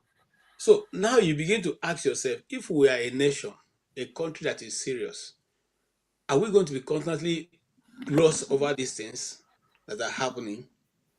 I also heard that the governor of Edo State has paid 6 million or thereabout to the Fulanis that were killed, and is accepted to hand over the Edo people to the Kano State government. And I'm wondering, is this really true? I'm waiting to see videos of it. That's why I've not been able to put it through. Okay? If this is true in a nation where every day lives are lost through these people's hand, and those state governors, the Enugu state governor is the one, even though I have never had any confidence in him, but he is even the most annoying of all the people. What is happening here? And then somebody says we are not serious. How do you want us to be serious? That we should keep quiet and people are losing their lives? How do we be serious? That we leave what is going on? Because if fire is in your neighbor's house and you don't help him to quench it, who knows what direction the wind is going to blow it to? It could be your house the next. So I think when we come here, it's not because we want to come and bash anybody or bring anybody down, but we want to tell ourselves the truth. Perhaps they may hear, and turn around from the direction they're heading. There is an Hausa proverb I love so much. It says, when a tortoise is heading for a senseless journey, and you said to him, brother tortoise, when will you be wise to come back? He says to you, not until I've been disgraced. So, are we waiting to be disgraced before we know that our nation is falling apart? But KJ, I'm coming. Has there been any good news that we didn't share? Has there ever been any good news that there's people? None. Now, this is the other thing that people forget. Between Lagos State and Republic of Benin, you have Yorubas on both sides, but yet you have one of the toughest borders in Nigeria to cross, mounted along that place. In fact, that's the first place I learned the word laissez-passer. People are extorted on daily basis. Traffic is so controlled. Money is the order of the day. Every custom officer and immigration wants to be posted to that direction. Yet, this is a place where Nigeria could have making money if it's well organized. But the northern border, all through from Sokoto to Borno State, is empty, open. There was a custom officer who was speaking and said when they were talking about the smuggling of oil in Nigeria, and he says to them, He was open. He said, look, why would like telling ourselves lies? Every midnight we'll have more than 19 trailers moving from the northern states across the borders. So can they say they're not seeing it? Don't they know it? He said so. They say KJ, could I make a statement before I leave myself? I agree with you. I concur what you're saying, but let me say that one of the things, it's true that when I come here, I try to talk retail politics. What really concerns us.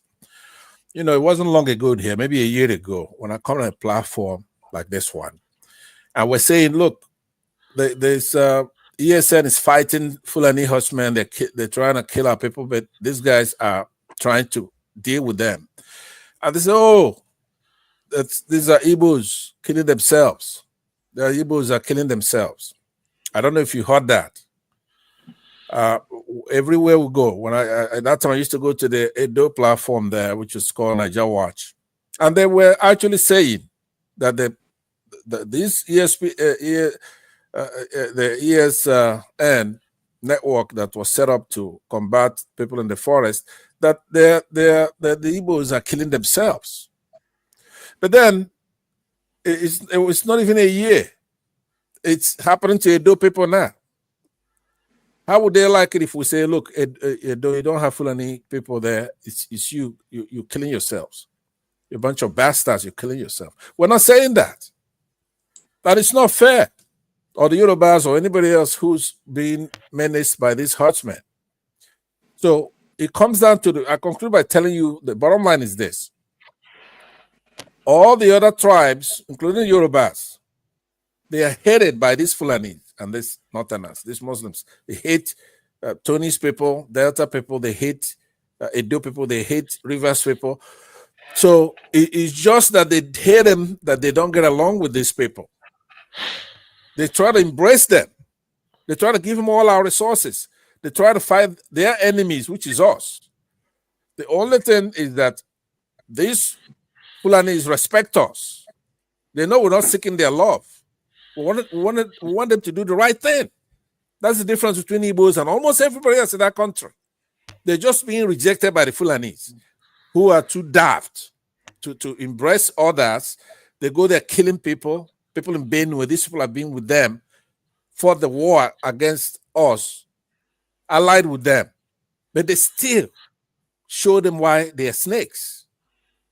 You can make friends with snakes. So these Rivers people, Yorubas, they love the Fulanis and the Northern Muslims. It's just that those people don't like them. That will be finished. So I want us to try to talk some sense into their heads, because they're not loved. That's it. But they love these people who come there, take these resources, who have been fighting all these years. If in 1965, 66, everybody knows what we knew then, and we could have stopped them from doing what they're doing.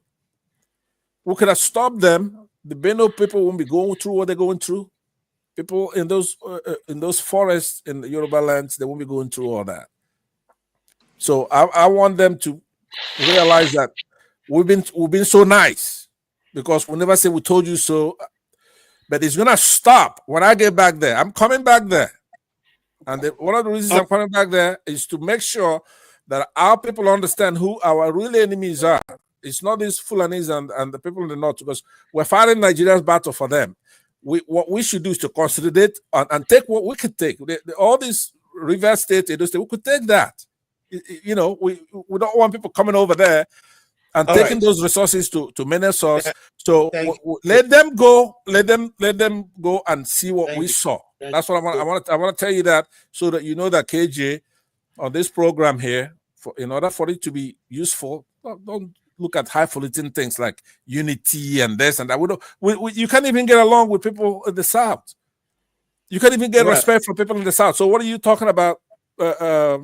Nigeria and all that. That's nonsense, because Mr. Pansato, you know one thing, eh? Pansato, you know one thing. The people of Edo, also of these minorities, is the Muslims in those areas that used to criticize Igbos or condemn Igbos. It's mostly Muslims in those areas. If you see anything that happen, I was telling my Edo friends here last week that if you see the day this meeting happened, all the whole Igbos were supporting the Edo people.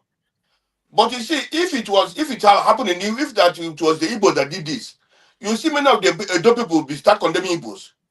But I tell him that you know 100% of them. It's not just the Muslims. I agree with you. Now, we have to stop that. I'm saying that what I fought Ojukwu, like I said, is that I didn't know that. I thought these people were our people. I didn't know that. I really thought that, we have clannishness everywhere. Clans are different. But our problem is exactly what you just said now. I said a year ago, everywhere we go, especially Dr. Siet, when he goes to Niger Watch, they be making him keep apologizing and keep saying that these are not Igbos killing themselves. We truly do have Fulanis in our forests. Now, they're doing it in Enugu and they're doing it in Edo now. If you they're killing people in Ngopala now. In Ngopala, they're now. All right. Thank you very much, Ado. And Benson, Emmanuel, I really cherish the work you do. You really do say the way it is. You are one person that I know that says it the way it is. And I want to tell you that you should keep that up. Thank you. Yeah. And Dr. CM, I'll see you. I hope you're going to put vaccine in your eyes, Dr. CM. All right. Tony, my brother. Once I know who you're going to vote for, if you're not going to vote for, Tinubu, I want you to make it known so that we know now. You don't want to. No, Tony's not going to vote for Tinubu. No. Thank you so much. Thank you for everybody who has been with us. Fansa, you've been wonderful. Tony, I always thank you. Thank you, Benson. God bless you. Thank you so much, CM. Your wealth of knowledge and everyone's wealth of knowledge and is well appreciated on this channel. We also thank you for your time. You could have chosen to spend your time any other place, but you choose to spend it here. Your time and your treasure, which is also you are paying for your own network. So we thank you so much. I appreciate all of you. Those who are on the keyboard, who are behind, whether you criticize us or not, whether you agree with us or not, we also appreciate you. And we want to thank you for coming. We will very much like also that sometimes you'll be able to make your input by appearing and giving us your own idea, especially if your idea is different from what we have been conversing here so far. We'd love to hear from you. We'll be here again next week. This week we're entering Saturday and Sunday. Please join us. And God bless you all. We'll leave you with an advice to the president from Idris. Enjoy. Thank you, gentlemen. Thank you. Good night. Thank you. Good night. God bless you. Have a blessed weekend. Yeah. A blessed week. Thank you. Okay. Like he's lost. All right. But this Fulani, yesterday I couldn't come in.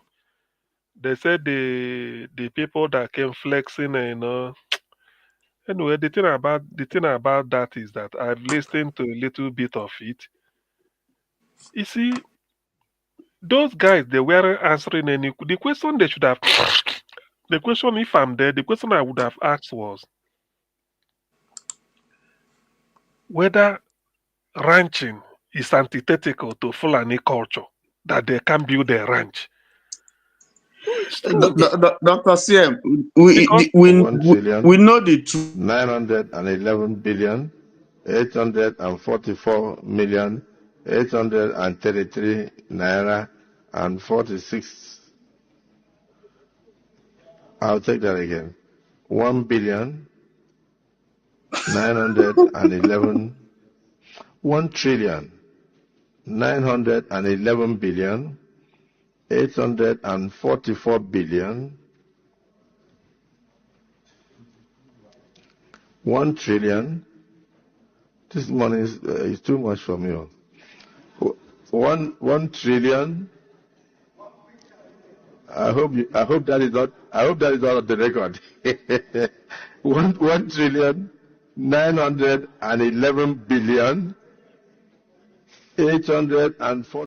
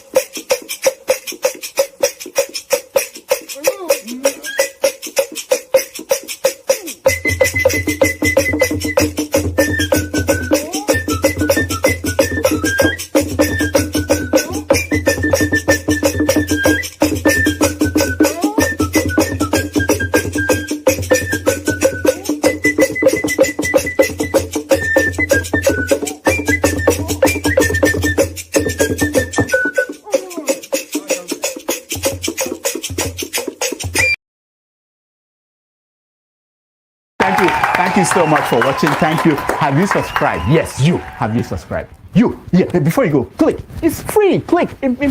Just that's it. Have you subscribed? You are laughing. Have you subscribed? Have you subscribed? Thank you. Thank you. Thank you. Hey, madam, thank you so much. I can see you. I can see you. We have to get to 100,000 subscribers. By the end of the year, how are we going to do that if you don't subscribe? Yes, you. Yes, you're about to click off. Why? Have you subscribed? It's free. If you don't, ask your son. Ask your daughter. How to, just one click. Thank you. Thank you. I see you. Aha. Thank you very much. Thank you very much. I'll see you tomorrow.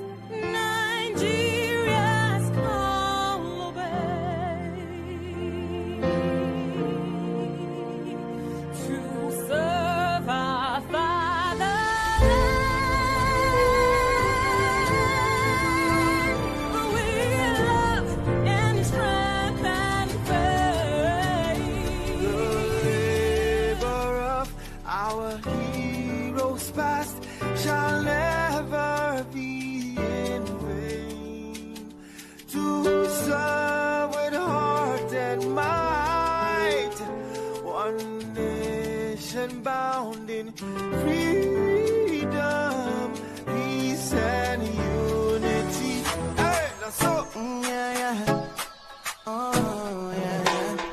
Arise, oh, compatriots. Nigeria, call obey to serve our fatherland with love and strength and faith. The labor of our heroes past shall never